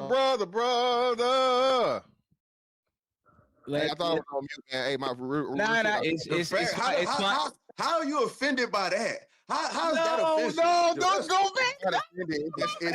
Hey, don't go there. They're going to fight again. No. Yo, bro, this shit crazy, bro. Hey, friends, This wait. shit crazy. Hey, let me just say something, and I'm This gonna get shit out the way, crazy, bro. Hey, Blu-ray, Sotomayor, and Mr. Fantastic. I'm gonna just say, because I've been sitting back listening to everybody, you know what I mean? It's really been a great conversation, just sitting back observing and listening to everyone. And I feel like everybody does have great points, if I'm just being transparent. But I think what Ill started off talking about, how the elites, I'm gonna use the word elite just to put everybody in one group, how the elites of who Ill was talking about, Fatty was talking about the same people, Tommy was talking about the same people, and Mansa, y'all all talking about the elite at the end of the day that come against anybody that is trying to usurp authority over the government, if I was to say that, or the JEW, those people, a certain group of people at the end of the day. So what the elites want to get accomplished in the earth across the world, if we establish anything that goes against that, then guess what? They're going to come and disrupt it. So that even when it comes down to America, we use America as the pillar group for the government and the people that's inside of the United States per se, right? But at the end of the day, it's all about the elite at the end of the day, right? Now, I'm going to just say Mansa. Now, I agree with Mansa about reading. Reading is fundamental. Reading helps you become smarter and more intelligent, et cetera, et cetera. But I do understand where Mr. Fantastic was going to go, and Tommy, because I'm going to use this for an example, and I'm going to land my plane. All right, my son's 11 years old, right? He came home, he talked about, hey, Daddy, we read about Christopher Columbus, right? He's reading, he's doing something that's actually productive, which we approve of. But I had to sit my son down and say, hey, son, that even though that's what your school taught you, and that's what they project, that is not what actually happened. That is not a fact. And I had to sit down and educate my son. So that's what Tommy was saying, that it's subjective based on who's reading it, who's interpreting what's being read. How did you know that was false, though? How did you know that was false? Where did you get that information was false, though? Hold on, man. Okay. So I got that based on my research as his father. Right now, hold on. Did that research involve reading other books? Of course it did. Yes, sir. A Blu-ray. What point is that? You would check. No. Hold on, Mansa. Blu-ray. Like, we brothers. Y'all would respectfully check yourselves, because if you went to another source, it's just someone else's opinion. I agree. That's what. Hold on, Ali. That's why he asking. Hold on, Ali. Watch this. Let me say this last thing. Hold on, Fantastic. Let me say this last thing. Right? They just released the Epstein files. Right? They just released the Epstein. I mean, not the Epstein files. I'm taking it about me. I'll take it back. The JFK files. That's what I want to use. They just released the JFK files. Now, prior to the JFK files being released, we all had a certain narrative. Can we all concede to that? Can we all concede? Yes. I don't hear everybody. Yes. Okay, cool. Now I've been doing some more research based on the facts, which my brother Mansa will talk about. Mansa say, hey, there's theories and there's facts. But when you really go down a rabbit hole, even the facts wasn't even true. I land my plane. I'm gonna say, go ahead. Tommy did me. Okay. Tommy or me? Mika has to go. Fantastic. Let her just go after Tommy, then you got it. I'm sorry, Mika. Mika was going to say something before she go. Oh, well, I'll let her go ahead and go first then. Go ahead, Tommy. Go ahead. I'll go right after you. Well, I just thought that it's just like when people say, like, you hear the word ignorance. People get mad that you call it ignorance, but you'll understand that the technical definition of this is this. One of the worst, and any detective will tell you now, and it used to be the number one thing they could put somebody in jail off. They found out that it was one of the worst things you can get. And you know what that was? Eyewitness account. The eyewitnesses accounts of something was some of the worst fucking evidence they had. So when y'all keep saying this, all I'm pointing out something is simple. Every time you read new shit, because I used to be real into the Bible. Like, I was into the Bible because my parents got me into the Bible. Then as I read more things, I started realizing I'm being pulled in different ways. I'm a man of science now, but some of the things that I still read from the Bible make complete sense. Then I started arguing the Bible against the stuff that I knew in science. So what I'm telling you is, and it wasn't a bad thing, but that's what happens with a woman that lays with a bunch of men. She starts arguing even against herself. As a person, when you read a lot of things, you will start arguing even against yourself. That's why they tell you one of the hardest things to be is a well-read person. Because you start questioning everything now. And the person that's the dummy questions nothing. And that's why they say ignorance is bliss. It's called critical thinking. Hold on, y'all. Hold on. Let him land. Critical thinking. Really listen to what he's saying. Let him land. No, we listening. Hold on. Have y'all noticed I've said nothing wrong or bad? No, you didn't, Tommy. All I just wanted to, you didn't, Tommy, but you're proving my point because you said you're a man of science now. What you were doing, reading science books, reading studies. Why do you keep saying different instruments? Hold on, y'all. Hold on. Let him land. Let They don't read, man. Mansa. We want you to respond. So let Tommy say what he got to say. Why are y'all saying this when I'm proving my own point, which is just because you don't know some information, the person who called you ignorant isn't wrong. So it started off with me saying, when you take in other people's stuff, you're taking in their thoughts and how they saw it. That's all I said. And it doesn't mean that you don't learn as you do it.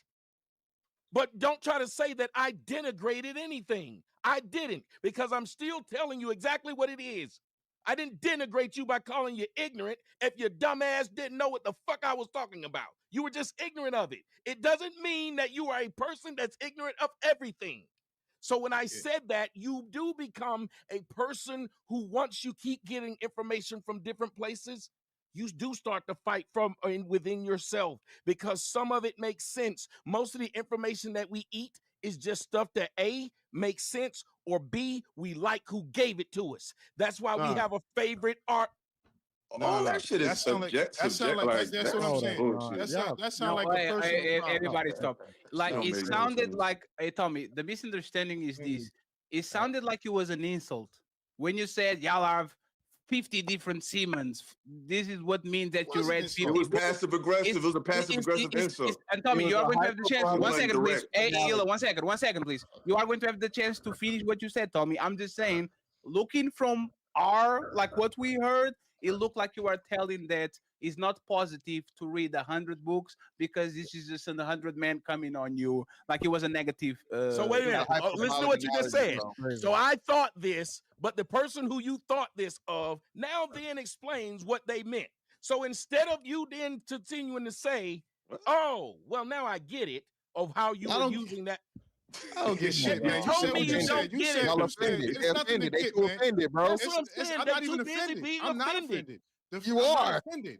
You literally said he denigrated you. You're the person that said denigrated. No, he said he denigrated reading. He didn't say me. He said reading. I didn't denigrate reading. He said denigrated me. Y'all niggas is You're wrong. Problem. Y'all, I said this he is denigrated insane. reading. I didn't say he denigrated me. Zip it. I didn't say he denigrated me. I said You said I reading. denigrated reading. He said reading. Yeah, because you said if you read a lot, that's like a lot of men coming on you or coming Yes, in. that's denigrating it. No, coming on your brain. No, it needs to be Jesus specific.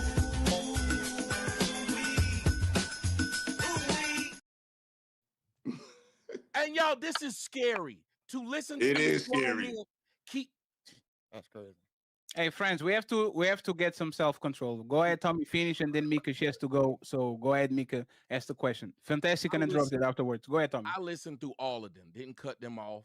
Didn't say no smart ass philosophical shit or no smart ass Mansa shit. I just sit here.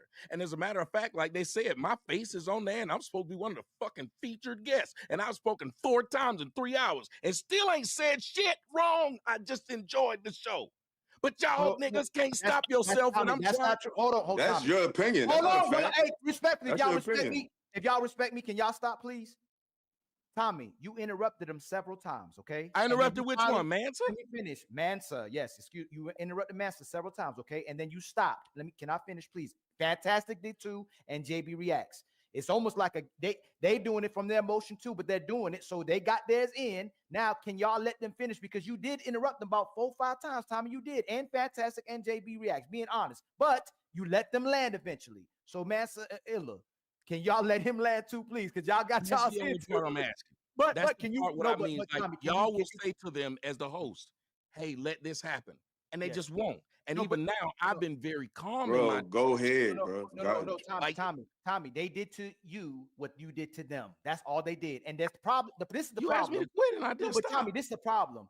They said reading was fundamental, and you did what you said, right? And then you turned right back. You No, packed he what didn't they say said. reading was fun. No, he No, didn't. listen. I'm just bringing it all together. That's all I'm saying. trying What to he tell was- you where the problem was. Y'all keep doing that. This is where the problem was. Again, there were a lot of black people who were slaves and whatever. Just like how he said, well, we built all these things and we had families and all these things. So that means you had the blueprint of how to do it right. Why in the hell would you be doing that right now? Make them burn it down again. Why would you use the excuse of people who weren't alive when you were alive? They did it right, but the whites tore it down. And we just gonna keep saying this and not trying to build it again? That don't make no sense. I didn't say anything against that. What are you Hold talking on. So then what? So and neither did Jay or Mr. Fantastic say anything about they didn't tear it down. But why would you bring up something that we didn't see? We weren't alive. We did not even see brought it. up We Mr. shouldn't even have the. Fantastic and Yo, y'all Wait a just minute. be making a We whole should bunch not of have straw the man trauma. arguments, man. We That's shouldn't just have straw the man trauma arguments. or the fear that if we get together and do it, they gonna burn it down because I we agree. didn't see it. I just That's said that. all No, Jay- Everybody agrees with I that. said the challenge. Everybody I said the agrees with that. challenge. Everybody agrees with that. Nobody said that. Everybody agrees with that. And You let's scared to read. No. Listen, hey, Tommy. They both said it's important to read. That's what their basic point was. Their main point. What No, you he did, didn't say oh, no. no, No, no. that's not what he Yes, said. they did. They were talking about reading. That ain't what he just said. What do you mean? That's not what he said. It's important to read. He talked bad about. He told that man because he couldn't come up with a book for him that what he's saying don't matter. That was the point. Who, I Jesus said that? Christ. Yes. I said No. It was Ila. No. It was wrong. It's wrong. No, 1 second. 1 second, please. It was 1 second, please. Let me clear it out. It was Ila came in and says, how many books did you read? Then Tommy said, like, you bragging about that is like a woman having 50 comes on their brain because Tommy said that's that. what happened. That's what happened. And then afterwards, no, 1 second. And then afterwards, Mansa said, I look down on people that look like that on books. He is responsible to you, Tommy. That is not the way it happened. Yes, it is. Okay, so wait a minute. Exactly how it this the same shit that happened the last time we had. Ain't no last time. Just deal with the moment, bro. We No. Hey, 1 second. Hey, 1 second. Let him explain exactly what happened. Niggas kissing y'all ass. Hey, 1 second, friend. Hey, 1 second. Hey, I'm talking. Hey, respectfully, I'm talking. So our version of the facts, Tommy, is Ila said that you brought the brain and the semen thing, and then Mansa went off on you saying, I don't respect people that look at reading like that. What is your version of Thank you. That's all I asked. Yes, I got to hear. Nobody interrupt, please. Yes, let's see what they happened was he was talking to two people. Hmm. A young lady up there, MICCA, and Jay. And he asked them to name the books that they got their information from, their knowledge from. Because he said he don't trust nobody or believe nobody who have information, but they didn't get it from somewhere. And I started laughing. I was like, well, their opinion would have come from somebody else's. He did ask me that. I never said that. See, now he's saying he didn't. And I couldn't name a book. No, the way you worded it, I didn't say and that. he didn't talk shit about Jay because Jay didn't name a book. He said at least the woman could. That's why I talk shit about a lot of you black males.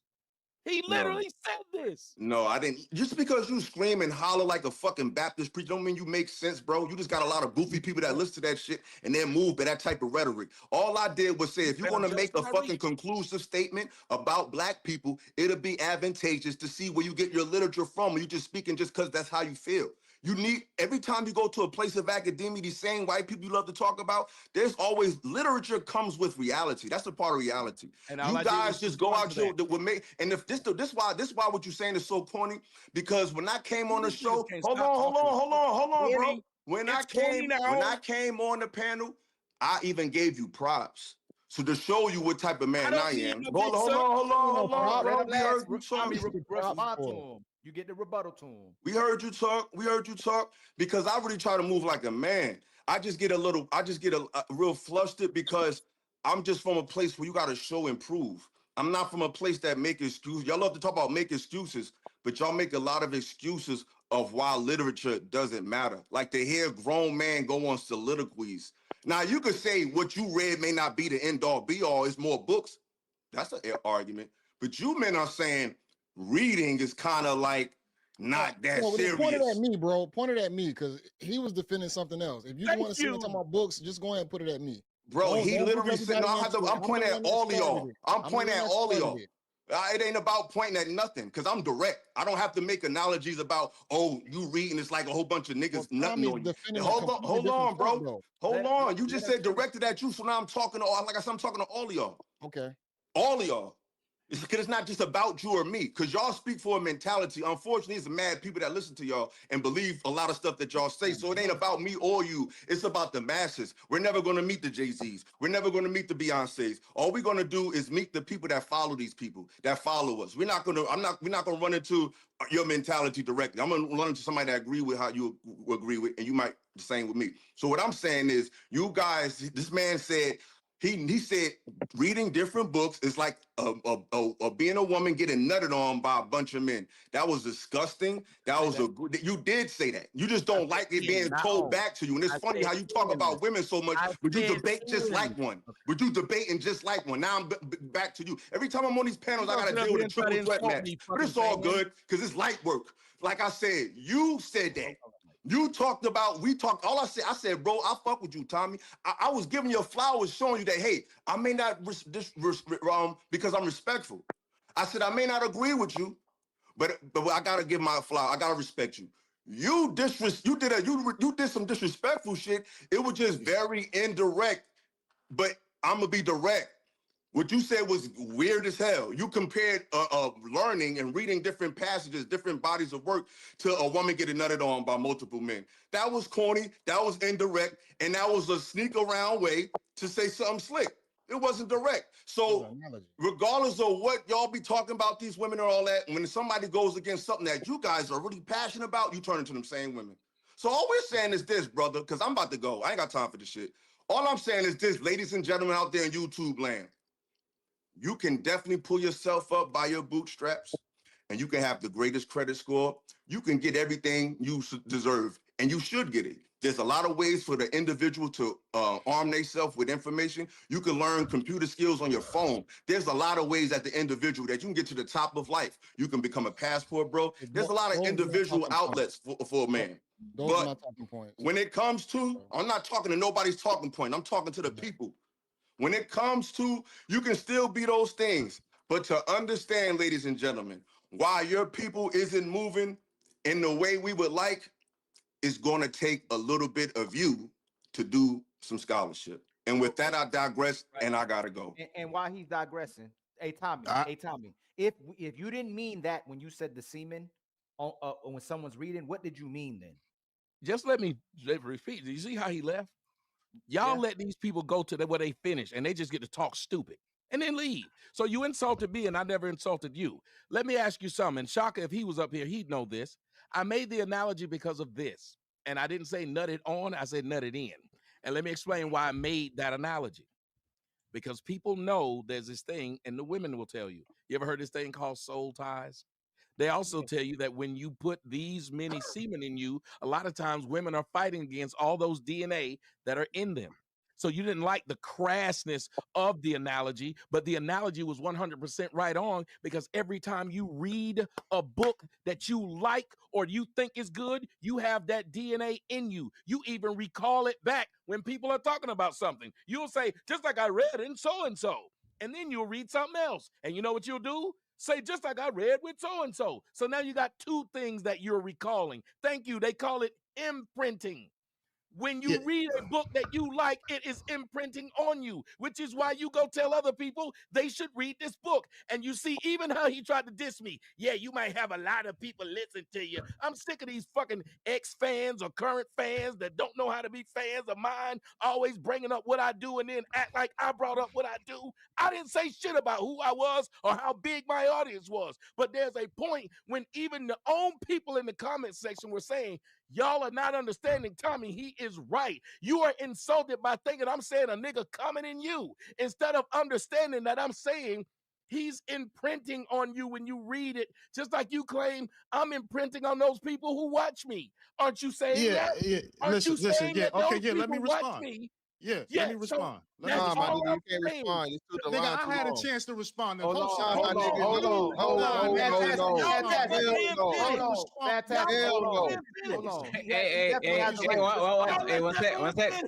One second. He's talking. And I still can't. It's fine. Hey, if you guys keep talking, nobody going to finish. 1 second. Toby, finish your point. Mansa will have 1 minute. Mansa, 1 minute to respond. Damn, this fantastic. Hey, 1 second. Fantastic. If you get on a one-on-one, do I give you time on over and over again? If he's talking about what Mansa said, why do you have to actually interrupt it? I got you, brother. I got you. Hey, Mansa, don't go over a minute, please. Finish your point, Tommy. The sad part is that the analogy offended the men, because the men are worried so much about how they're looking gay-wise. Instead of understanding the analogy had nothing to do with someone coming in you, but it is saying that when you read, because y'all are acting like dummies don't write books too. Y'all are acting like liars don't write books too. All of these people write books, which is why you got to even check a source against a source against a source. If y'all are talking about how something is written, so therefore it's history, the people who read the Torah believe that is the history of man. and believe that the Jews are where they are because God wrote it. And you have a lot of people who believe that what was written by somebody else is 100% correct. So that's why I was saying it is an imprint of what somebody else saw or somebody else heard. Yes, you're getting this information, but the only thing that we know for a fact is mathematics. Math is the only fact that you know. Everything else is an opinion of someone else who gave an opinion of something they seen, an opinion of something they heard. And it doesn't make you a horrible person. I was just pointing out to him that you cannot tell other people that they don't have as much value because they didn't read a certain book that you recognize. That is insane because we come from a group of black folks, and y'all said it, and I'm landing now. Didn't y'all say that the blacks were told they couldn't read, they couldn't write, but they sure did pass down an oral history, didn't they? Are you going to throw that away too because it wasn't written and they were illiterate? Yeah. So again, bottom line is, I didn't say what he said. So as far as who didn't read a book or was supposed to read a book and that's supposed to make it better, that don't got nothing to do with that. My point is this: reading has been actual reading words has cognition benefits. Science has proven this already. If you know how to sound words out linguistically, all of those things is important. Oral tradition is important too. But also racists like to use the fact that cultures that have oral traditions and not written histories or written words or any type of written books are inferior. And we know that to be a fact that they're not actually inferior, and that a lot of our cultures indigenously in America and Africa have written books and different things like that. My point is this: for you to make an analogy and about semen and all that stuff, that's just weird to me. I don't got nothing to do with any of that stuff. You can make that analogy if people like that analogy, that's on them. Tell you this is a personal. I'm talking. Let him finish. I'm talking. Maddie, I said a minute. It's like 2 minutes. Ali, the nigga said Hey, you know what's funny? I'm going to go on y'all shows. Hey, he's actually right. 1 second. He's actually right. Hey, 1 second, please. Mansa, 1 minute. 1 minute. You got it. 1 minute. I got it on time right now. Hey, picture. Hey, another minute on top of the a minute and a half. Hey, fantastic. You're our friend. You have a friend in me. Hey, fantastic. I got the call. I'm watching my watch, fantastic. Go ahead, Mansa. Your microphone is 1 minute, Mansa. You got this. You said it. Yeah, the bottom line is, I said Coon. I referred to Coons, and he got offended about that. I'm not offended by anything you said. What it meant.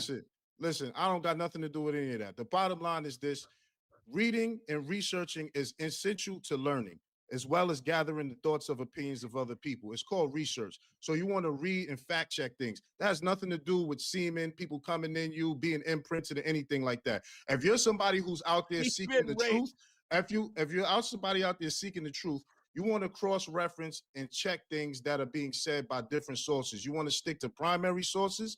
You want to go to secondhand sources and there's third-hand sources. And you want to fact check. It's called research. Even when it comes to science, even when you're reading things that are based on scientific journals and stuff like that, you got to be aware of who did the study, who funded the study. All of these things is essential to learning and critical thinking. Because the same people that's trying to tell you reading isn't important, they're trying to get you to go off their opinion and believe that their opinion is law and that it's above documented facts, okay? This is a part of academia. Our community is suffering because we have low reading scores. And this is one thing that the racists also say. I'll just land my plane here. The point I was making is, I agree with the fact that you're supposed to do self-development. That's one of the things I always advocate. But the reality is, anything that happened in the past where they tried to stop us from coming together or building better communities, those are things that we should never stop doing because our ancestors never stopped. As much as they burned our communities down, they still came and built families, got married, built communities, and kept on doing that. That's not something we should ever abandon. I never said that. I actually said that that's something we should continue to do. So with that, I digress. Why the fuck do you keep saying what you never said, but you keep saying something I never said? I never said reading isn't important. Listen, anytime somebody... Oh my God, y'all did it again. You addressing me. He don't want anybody to say what he Anytime somebody equates reading being imprinted by another man, that's some weird shit, man. I know that. Wait, one second. Hey, if y'all don't agree with what you said, there's no reason to go on the back and forth. Okay? Nigga, I'm right. You say something to me, I'm responding back. That's it hurt his feelings. I never said it hurt my feelings. I never said it hurt my feelings. I said you're denigrating reading, and black kids got bad reading skills because people don't believe that reading is fundamental to learn. Well, he did not denigrate reading, but that's what I was gonna say. I want to hear Mika point about the. Hold on, just real quick. And she might not want to deal with it, but I know she mentioned a while ago about the black popes because there were actually black popes. So I want to see black popes, black. But go ahead, Mika. But I'm gonna say I want to see if they want to have a conversation because I'm really interested in That's listening. why the nigga wanted to stop talking when she brought it up. Yes, I didn't want to stop talking. I know these black folks. Once again, no. Whoa. I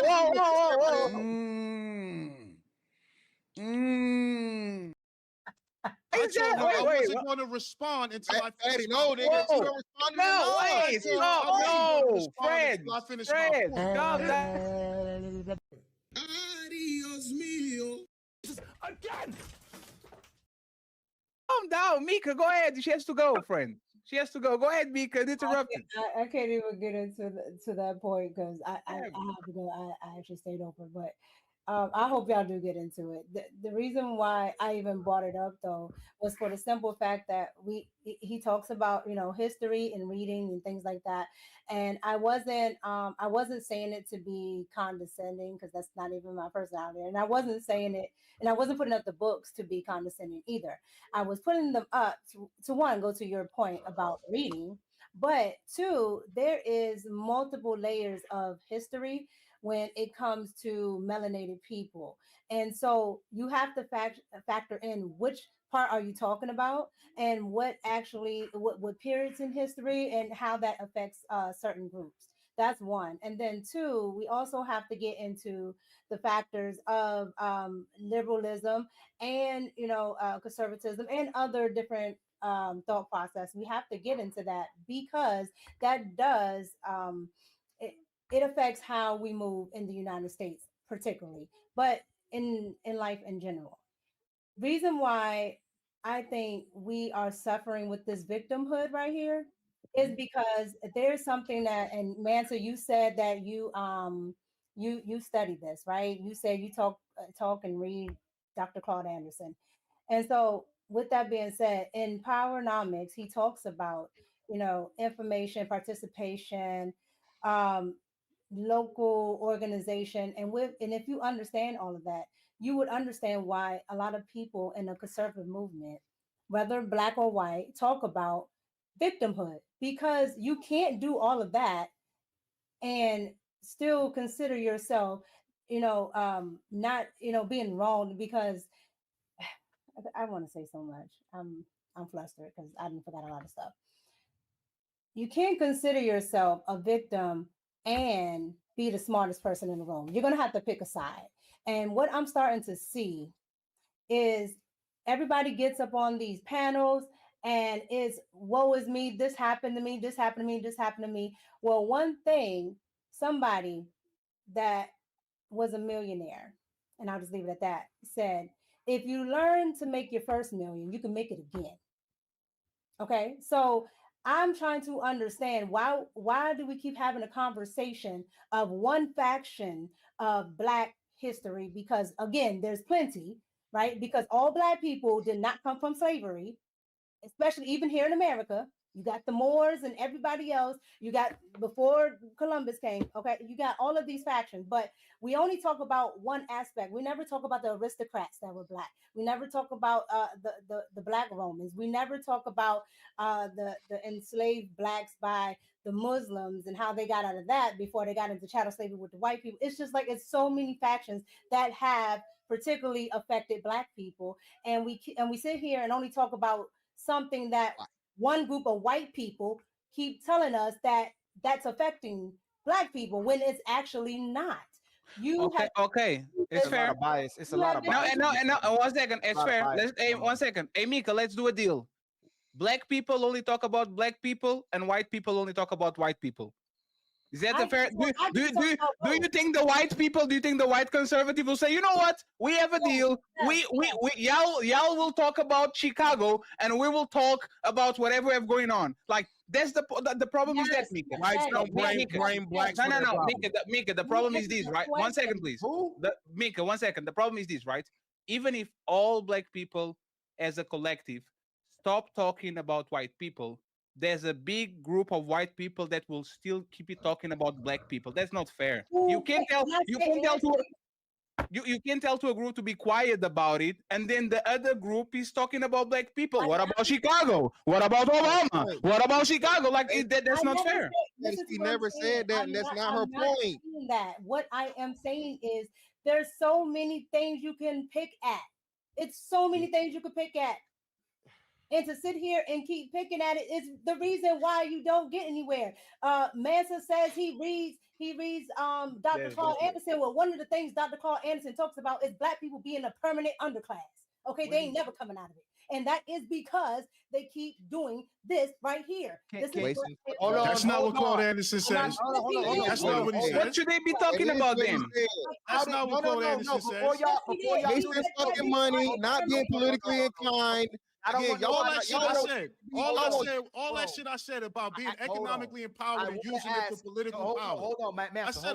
Hold on, Mansa. And no, hold on, Mika. Yes, he can. I'm not holding shit. Everybody doing the same. Hold on, Mansa. I understand. That's all disrespect.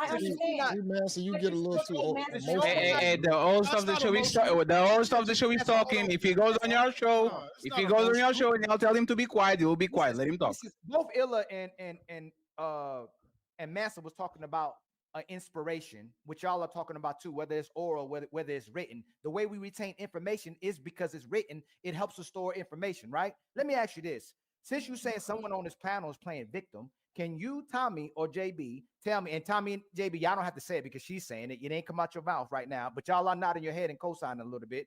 What did Mansa say for black people to become victims? Give me the example of what he said versus what we heard as empowering or learning. Tell me what he said that was victimhood in this whole conversation where he was telling us to be victims. Say that for me. Fantastic. No, I'm gonna ask you after. No, Mika said it, and you can answer it too. Tell me about what he said. His rhetoric was victimhood. Well, when I mentioned that's not what I JB, said. I asked Mika first. You can go right after JB, right after Mika. What I said was the conversation was victimhood, and then I got into the discussion with Mansa. Can you stop, please, right there? Which part of it was victimhood? No, she's saying that's what the conversation was about. Where do you want me to go? No, what part of this conversation was victimhood? I can tell you directly because I asked Mika without co-signing, without y'all said people need to have their own minds. It should be subjective. Hold on. Y'all can't keep hold on. Y'all are asking. Hold on. Let me because hold on, Ali, hold on. You asked me a question. The first point of the conversation was about victimhood because y'all got on. I asked you to hold on. Do you realize? No, I wrote it down. You know, Fatty said write it down. I'm asking you to hold on, but I'm asking you to hold on, just like you asked me to hold on. Anytime me and Fatty, anytime me and Fatty have interjected, is to get the conversation back. We're not picking sides. Let me fit. There are people who are. I didn't say you. I'm just trying to answer your question. Without anybody's close, tell me where the. So I'm asking where the victimhood part is. Where was the victimhood? Again, the conversation was. He said that. Well, Fatty started the conversation asking about victimhood because he said that the conservatives are the main people talking about everybody else does victimhood, and now they're talking about victimhood. That's why the conversation was on victimhood, not that I or Tommy or anybody said. I'll let Fatty say it. What part did you make? Okay, so my statement was this. I got you, Team Mika. My statement was. Yes, you did. I wrote it down. It's right here. No, I got you. It's fine. Let's have a conversation, right? Like my statement was, I don't understand. Like I'm not tired of nobody because y'all crying make me money. And then I said, I just don't understand. But I have to go, and I'm trying to answer his question. But because I no, you said he said it. I love you too, Mika. Everybody here. No, Mika, hold on. I want to know if y'all don't, we asked what I said was, once again, I'm not tired of nobody. I never said. So no, Mika, but I didn't say that either. I didn't say that either. If I start the statement saying, I'm not tired of nobody crying because that makes me money. I want men to cry and women to cry. You can say that I'm talking about victimhood. You literally said, and this is verbatim here. Okay. This is literally what you said. Go ahead. Because they started talking about white nationalists, and then you said, well, since the white nationalists are always talking about the liberals and everybody else have victimhood, and these are the same people claiming victimhood now. And then that's when we got on a tangent of talking about everything else. Then we got to talking about, and then Mansa started talking about white nationals. So we got to talking about white nationalists, white nationalists and conservatives, and how they were how they started slavery and how it switched. Like I literally have all those. That's not what I said. Yes, you did. Y'all got it confused. I can make it very simple. Hold on, wait a minute. I can make it very simple because I was asked the question and that's when I answered it. She's right. You were asked who's the biggest purveyors of this victimhood? Is it the right or the left? So that's how the victimhood conversation came in. And I came in and said it's the left because the conservatives aren't doing this. Go back to it. That's the only time victimhood came up. No, Tom. Who said? No, he was. No, he wasn't. No, he wasn't. No, he wasn't. No, he wasn't. No, he wasn't. No, he wasn't. Because Mick is referring to what I said. I said this, Tommy. Before you, I was the last person to go. No, Ali was the last person to go. I said, I just don't understand how this group that for decades said that liberals are crybabies and black people are crybabies and everybody's a victim. I don't understand while right now they are becoming victims and they are crying about not being able to say certain words and being canceled and all that. I didn't say they weren't supposed to be victims. The word victim came up is all she's trying to say. She didn't call anybody a victim. She was just answering what was asked. But I brought up. Y'all going too far back in the conversations. Let me say this, bro. God damn, please. I'm just gonna second go, please. He did say Ali started it saying what groups we're talking about. I said liberals, as always. Fatty said, okay. That's when he got into the thing about the whole victimhood. Yes. Liberals and conservatives. That is the reason. That is the reason why. Let her finish, friends. That's the reason why we got into that. I not once said who Mansa was saying is victims. We started having a conversation about it. That's why we're in the conversation that we're in now. I'm only speaking to the factors of him talking about reading and everything else. If we're going to say we need to do this and that and the third for the community, you can read all the books you want. Application is the best way. If we're not applying it, I don't care how many books you read. If there's no application, there's nothing going on. So at the end of the day, I spoke about application. Okay. It's fine. Let her finish, please. At the end of the day, if there's no application, there's nothing going on. So if we're not talking about actually doing something that's actually going to push forward, there's no point in talking about one point in history, because at that point, those people under the worst circumstances found a way to apply it, and you can't, with all the privilege that you have now, can't apply it and then some. Then to me, it seems like either you are playing victim or you just don't want to. Who? You talking about generally? Or I spoke to that. Anyone. I never was putting it towards you personally. Okay. I'm just clarifying. Okay, but I'm about to. I agree. Okay. Are you done, Mika? No, hey, fantastic. I'll let you go and interrupt after super chats because I don't want to interrupt you 1 minute in. Okay? Can we do that? Thank you. Buckle up, everyone. It's time for some super chats.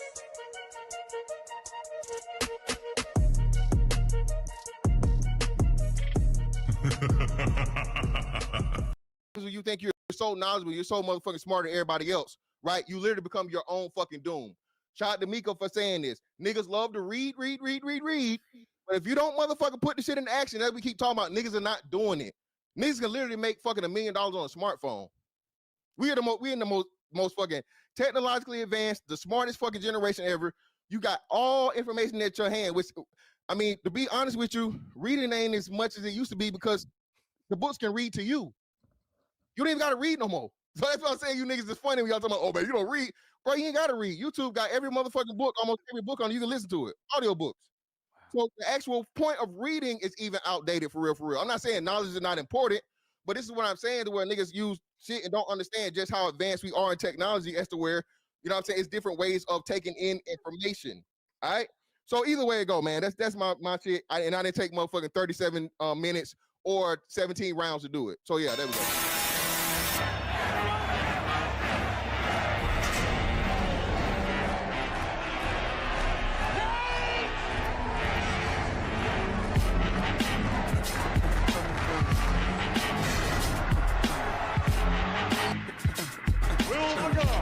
Please lock the cage doors at this time. Get the fuck out.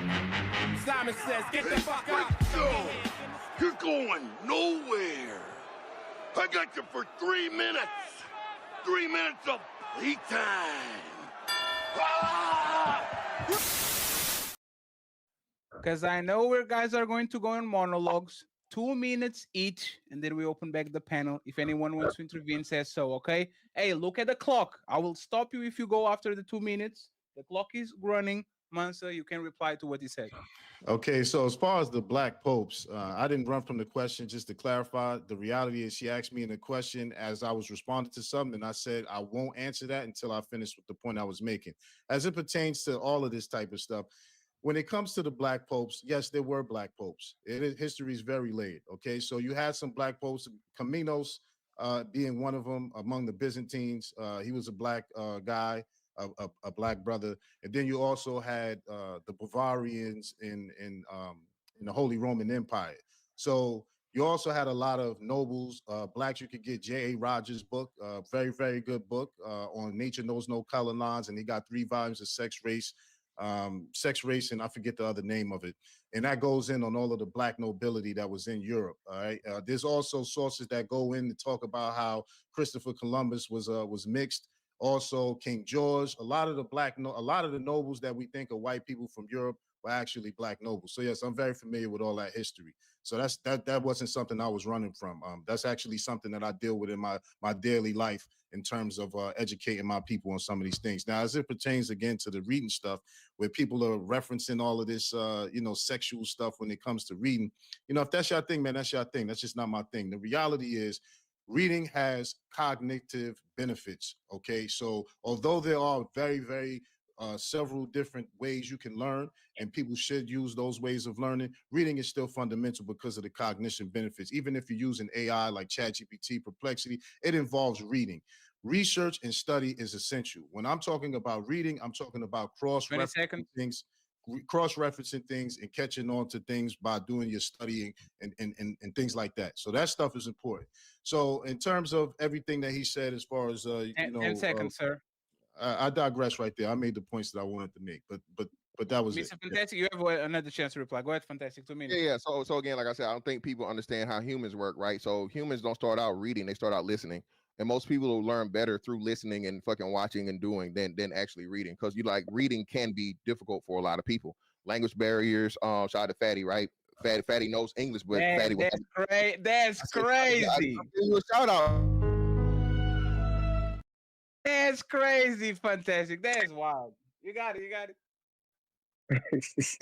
he muted me too. That's fucked up. So no, what I'm saying is, you say this real time all the time. You say, hey, well, it's colloquialisms, right? So when you learn a language, you learn the language. The colloquialisms and the different regions and shit and so on and so forth, is totally different. So what I'm saying, and I'm not disagreeing with this, reading still is fundamental. Research, all those things is important. What I'm saying is there's a better way to do it now. Okay.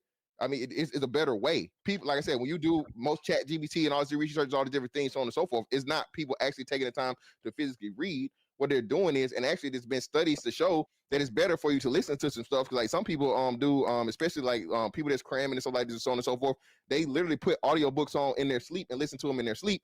And then it's theorized that you can actually intake stuff in that way. Okay. So again, that's all I'm saying, bro. Again, so does cognition, are you familiar with the research revolving reading and the benefits of it cognitively?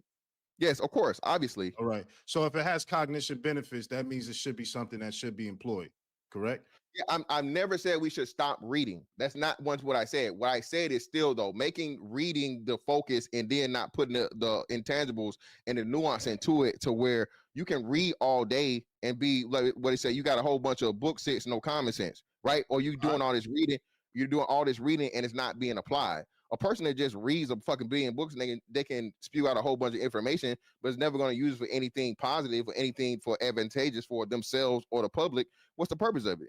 Right. So for the record, I've never suggested that people just read books and not apply what they're learning. I've said several different times over the course of the discussion that the things that our ancestors employed as far as building communities, economic development and self-development, personal development are all things that I advocate for that I spoke about. So I don't understand this position that's being put out there that I said you should read all day, not apply everything that you're learning. I don't get where that's coming from. Personally, that's not nothing. I'm not fantastic. Can I say something real quick? Well, let me. I got my time, so let me do it. I promise. So I'm keeping within the time. So no, I'm not challenging that. What I'm challenging is when you started talking about specifically white people tearing down black people or whatever group once they got a financial advantage. That's just false. When I can give you the counterbalance and say if that was the case, how and why would they pretty much lose their economic advantage to a whole group of foreign people, a very, very small percentage of that. Another thing too, now that I'm saying it, I'm reminded, I'm glad you said this, the political aspect of it. We know that Asians have a very, very small percentage, but they have a major political impact. Jewish people have a very, very small percentage, but they have a major political impact. Why? It's strictly because of economics. It's not volume. It's not even voting power or voting numbers. It's saying, hey, we buy and we build politicians. We're going to fucking fund you. We're going to put you in place, so on and so forth. So how and why do black people not do the same thing? Or whenever they do that, it's always a Democrat, and it's always a Democrat that doesn't give any positive benefits to the constituents that voted for them.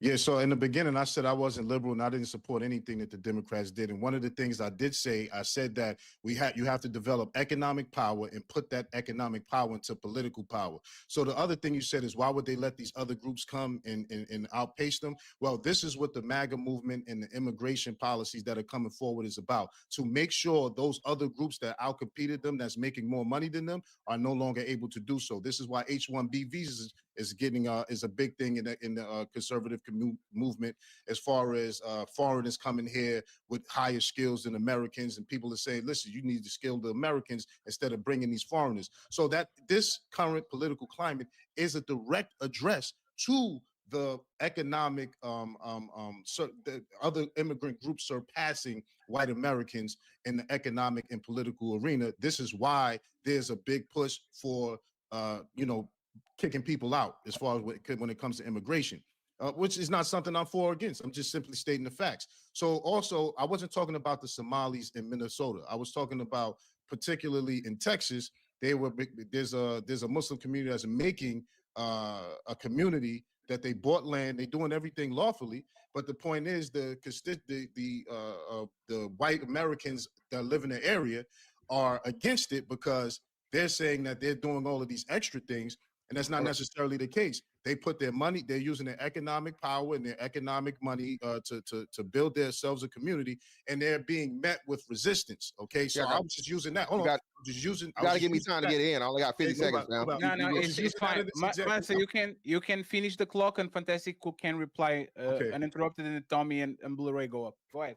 I was just using that as an example that has been done to other groups that are doing better economically or outpacing white Americans when it comes to economics, as they've done to us in the past. So what I've said in the past, if anybody could look it up, I'm not saying it's victimization. You can look it up. Red Summer of 1919 in particular. This is a point in time in history where white Americans were upset that black Americans were doing better economically to them and had their own communities, and the National Guards, the sheriffs, the local police, and the residents went and burnt their towns down.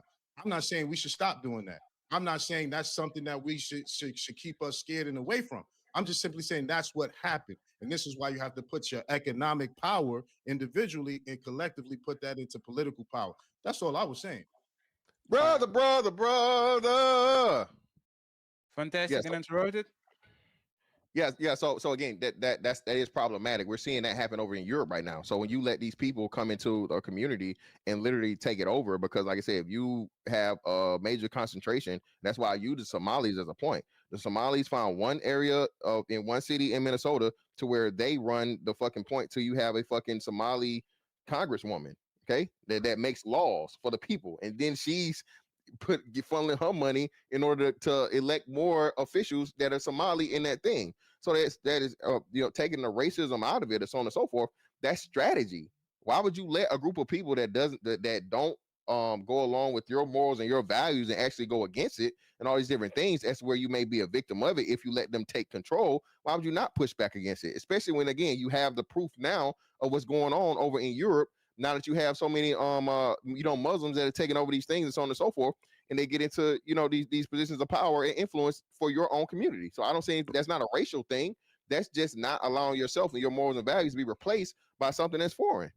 Well, I would say, and I won't say anything else, but my counter to that is that what makes it a racial thing is that every other group did that. The Italians came here and did it. The Jews came here and did it. The Irish came here and did it. The reason we have Chinatowns and every other all over America is because other groups came and did that. You see what I'm saying? So what makes it a racial thing is, and again, I don't even want to push back on the whole Somali thing because I wasn't talking about that. My whole point is that any group that comes and outpaces white Americans when it comes to economic success and political power, they push back on that. When other white groups came to America, like the Germans is the largest ethnic group behind Black Americans that are here. Other European ethnic groups came here and did the same exact thing. The American system is set up for you to come in and build your economic power and base and use that money to do what you need to do politically. That's all I'm saying. All right, let me step in real quick because I know Tommy gonna go because I'm gonna be quick. So I don't believe that we forgetting the context and what really the facts. They're not getting stopping certain visas because they're gonna come over and unite and build up economically, take over white people. We must forgot that under the Biden administration that they let millions and millions of people over here illegally. So what they're doing is they're getting the people out that came illegally. And then as far as the conversation with Tommy came back, and I'm not taking up for him. I'm just speaking the facts like my brother Fantastic said. He came back and clarified himself. He said, I grew up reading the Bible. And then he responded, then I started liking science. He said, there's truth in science, there's truth in the Bible, and by me liking both, because I've learned the truth about science and the truth about the Bible, it has me bamboozled, if I was to say that, or warring against the truth in both books. I land my plane. And all I was saying to that was that is critical thinking, and that is called research and study.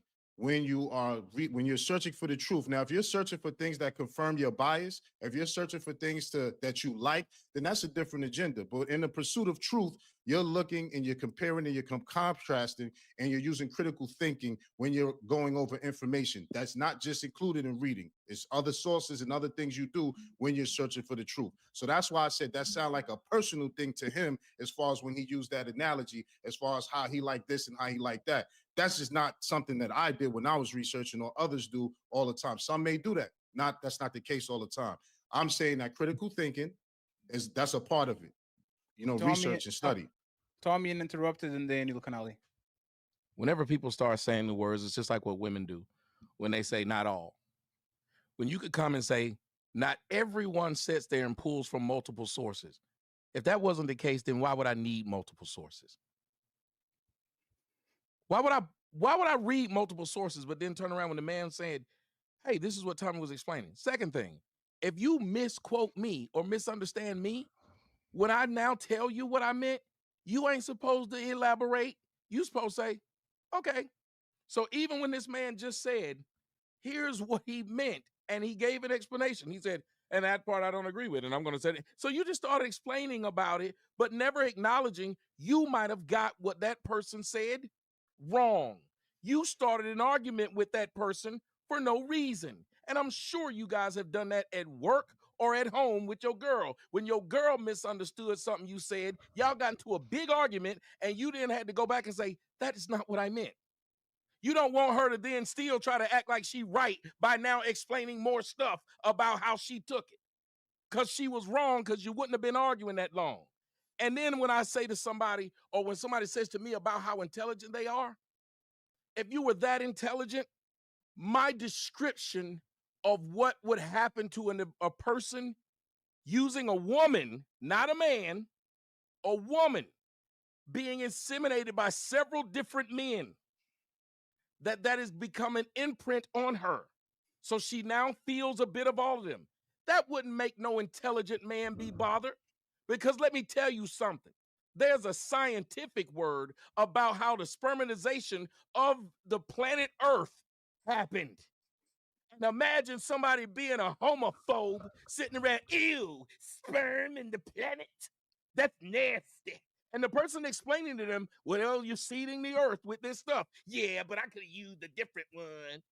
That ain't intelligence. Emotional intelligence will make you say, that's what that man said. I understand what that man is saying, and it has nothing to do with somebody screwing me. So I wouldn't keep talking about it for 40 damn minutes unless I really thought that I'm getting screwed. And I don't think I said a man, so I don't see how you'd be so offended. But you were, and that is a sign of non-intelligence, that you would be stuck on that thing instead of understanding. So my response to that is I actually could care less about it. I didn't say you denigrated me. I said you denigrated reading. So if I was offended, I would have took it personally and internalized it, which I didn't. I didn't say that you denigrated me. I said you were denigrating reading by comparing reading multiple sources to something sexual. That's the point I made. How is Secondly, that denigrating? because reading. If I said this food is as good as You pussy, responded. if You I said responded. this I food said is what I as good as said. pussy, am I All I denigrating did. the food?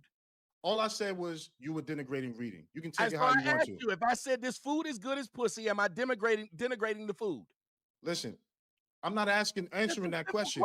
I wanted to respond to other things. If you keep asking me more questions, you're taking away from me my ability to respond to what you said. All I'm saying is you said something that's not true. You just said yourself. No. I repeated what I said. You can't say that because you said that because I called it equated it to sex, I was denigrating it. That's what you said. Listen, I was replying and clarifying on what I said about being personally offended. I was not personally offended. If I was, I would have said you said this about me. I said you were denigrating reading. That's what I said. Now, if you feel you didn't or you did, that's another discussion. My point also is you bring up that situation, but when I compared cooning to conservatism and buffoonery to liberal leftism, you had a problem with that. You were offended by that because we went on 40. Hold on. I said you asked me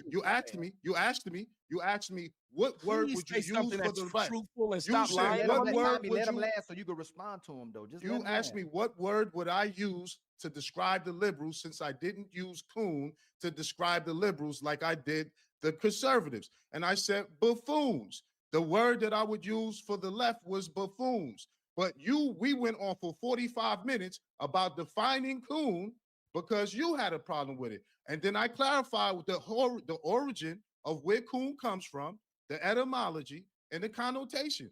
That's how that transpired. So at no point, probably the only time that I got a little bit ruffled was when the brother Mr. Fantastic came in and we had some words about who was going to speak. Other than that, I'm not personally attached to what you think. I could care less. The whole point is I was clarifying. Okay, so the reason I said, because you want me to answer this, the reason I said you were denigrating reading is because you compared reading multiple sources to a woman getting nutted in basically by multiple men. Getting nutted in by multiple men is a denigrating act. This is why there's a shame culture around women who have a lot of bodies. So if you compare it to that, you're putting reading multiple sources in the same category as a woman who has a high body count, who sleeps with multiple men, has unprotected sex, and has all of this sperm in her. And the whole point is, I don't see how that equates to someone who is studying and reading, because reading is a part of study and research. And to get to the bottom of truth, you have to read and study. Well, you don't only have to read, but reading is a part of that study and research. So to me, they're not on the same level, and that is denigrating reading. Hey, Tommy, Tommy, in 30 seconds, please take us home uninterrupted. Take us home, Tommy. Well, show's over. Hope y'all enjoyed it. But nah, don't dip yet. We still got them final thoughts coming. Y'all really tore it up tonight, huh? But don't dip just yet. Let's hear them final words. Hey, that's it. Show's done. Now shut the fuck up and let the panelists speak. It's time for final thoughts.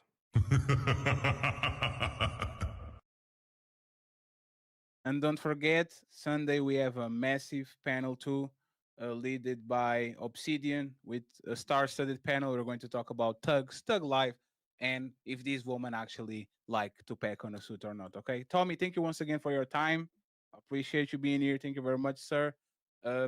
You can reply to what he said and take us home. We're going to send everybody to Nino Nation. I just want to say I really appreciated the people who understood. The analogy wasn't about her being a whore to get the semen. It was about what the semen does to her brain. It was about what the semen does to her, the multiple semens. Anybody with any common sense would understand that. Any biologist understood it. There wouldn't a biologist come here and hear this and think, he's denigrating reading. He's saying, nope, the exact same thing that happens when this woman gets all of these different personalities in her, they start to become a part of her, which is why it becomes difficult for her to pick one. It's the same thing when you get a bunch. That's why a lot of people who study one religion don't want you to study a bunch of them, because they know when you study a bunch of them, you typically won't pick one. Anything that works that way, it's how it works. I'm a food whore. That's why when you ask me to pick one, I can't, because I've had a lot. When you read a lot, you become a part of the people who read it. Same way those people who become fans of mine. They repeat the things I've said. Look at how many people repeat Kevin Samuels. Like Kevin Samuels was God. And they'll repeat him to other people. And then they repeat other things that they heard from Now Fresh and Fit and from this person. And all I was stating was this is what can happen when you read. So please don't act like the person who read came up with those ideas themselves. They didn't. They came up with them ideas because somebody gave it to them. They just read it. It'd been no different than if a pastor says it out loud. If a pastor says it out loud and you say, hey, that makes sense. Then another pastor says something, you say, that makes sense too. Then you start to say, hey, Friends, thank you very much for they fight a little bit. making us company. Let me you guys remind having me you, on here, okay, and I let appreciate me the black people remind for you, being a part of we these have discussions. I just wish a that we could have massive more. And when I asked, when he said you have a show problem with the coon, on I have a Saturday. problem with y'all using words to shut people up. Fan favorite, Call a person Melanin Don't call Legacy, people is any of these going to words, y'all say them debate to shut people up. SH. You watched in the The comment up section, and people who coming disagree with me, rookie, the shut Divas, up, are coon. going They won't tell you what I said that was on wrong. an all They won't out tell you why battle they found it Saturday problematic. Then it's SmackDown. called Okay, and the so I'll premise wait for was you at great. 5.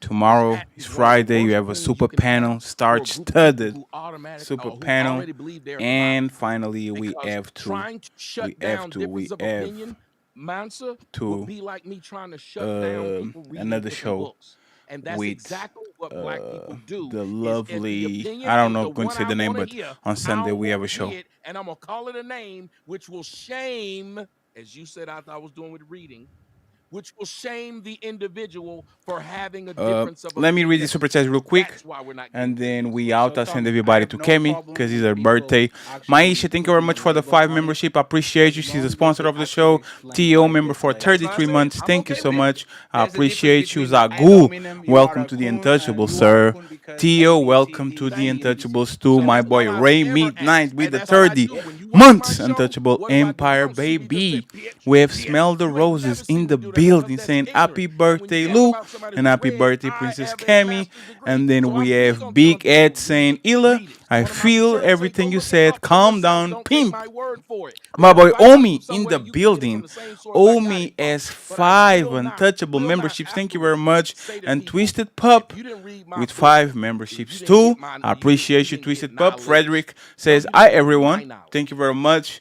Do Absolutely. see So became what I'm untouchable, saying is, and me and Maisha, the Ali, sponsor of the show, I'm okay with with you calling 10 somebody gay. motherfucking You just members. have to Thank you prove so that much, he actually Maisha. sucked some dick. That's Always all. killing Like it. I Always have killing no it. problem with you Always putting a label on a killing person it. as All long the as you can time. explain exactly Every why you are time. putting the Let me label on. go We're through the never super going chats to real let people quick, just and come then we ahead and out. says you are a coon, The petty and then that's politics fire. says always the victims no accountability. He says any progress made in this country was by us riding with Democrats. No y'all facts. He don't know what he's saying. LOL. HQ 10 toes down is her name. And oh, there's you HQ. Oh damn, the petty politic is HQ. Shout out to the lovely HQ. I appreciate you. I hope you're doing good. AP saying this is an interesting cover. The Lost File, nice, good replay value so far since I jumped in. Thank you very much. Ali watched him say something about gay. Says HQ. HQ says Democrats have been the only party to move black rights forward and fix the economy. She comes back and says, I'm out. Goofy woman on the panel who spits, rip up talking points, can't do it. I will love to host a debate versus HQ versus MICCA. Wilbert, he says, you just did it when you said that she had woman over in Africa getting abused. Macho sent $5 and then send my $2 and says outfit for elephant. Damn, that's crazy. Wilson saying, will the black Republicans say this when Jesus comes back? Matthew 12:36. And the co-sponsor of the show, second place, but all love, OG Killer J Rock with $10, more $10, more $10, more $50, more 10, and more 10, and more 10, and more 10. He was killing it. Thank you so much, OG. Thank you so much, OG Killer J Rock, for being a co-sponsor of the show. Bye-bye. Maybe Mama got you by $20. Misha with a handle. Thank you so much, Maisha. I appreciate you. She says, need more conversation like this? I got you, Maisha, tomorrow. My boy Rock says, this is for Mansa. Reading is the goal. Shout out to you. Rock said, Tommy is right too. We appreciate you. He said, this is for the show with a $50 ball. Be calm, said Mansa was trying to put people on game with the PayPal bulls. Where do you think the doctrine they use to discover the new world, or as we call it, America, originated from? Thank you very much, Be Calm. And finally, last, Rock says, dude, stop lying. He is dumb. Because what I did acknowledge, what the people said to read or listen, that there's a reference point of where people are going to get information and they're choosing friends, what to believe. I appreciate y'all. Thank you very much for the love. Roses, thank you very much for the cash app. I appreciate you. My boy CEO, thank you very much for the cash app. Thank you very much. And Mr. Cheese, thank you for the $100 and for booking a session. Team Fatty and the Untouchables going to Cammy birthday show. Signing out. Hey, Fatty. Peace. Reading is fundamental. Hey, Fatty.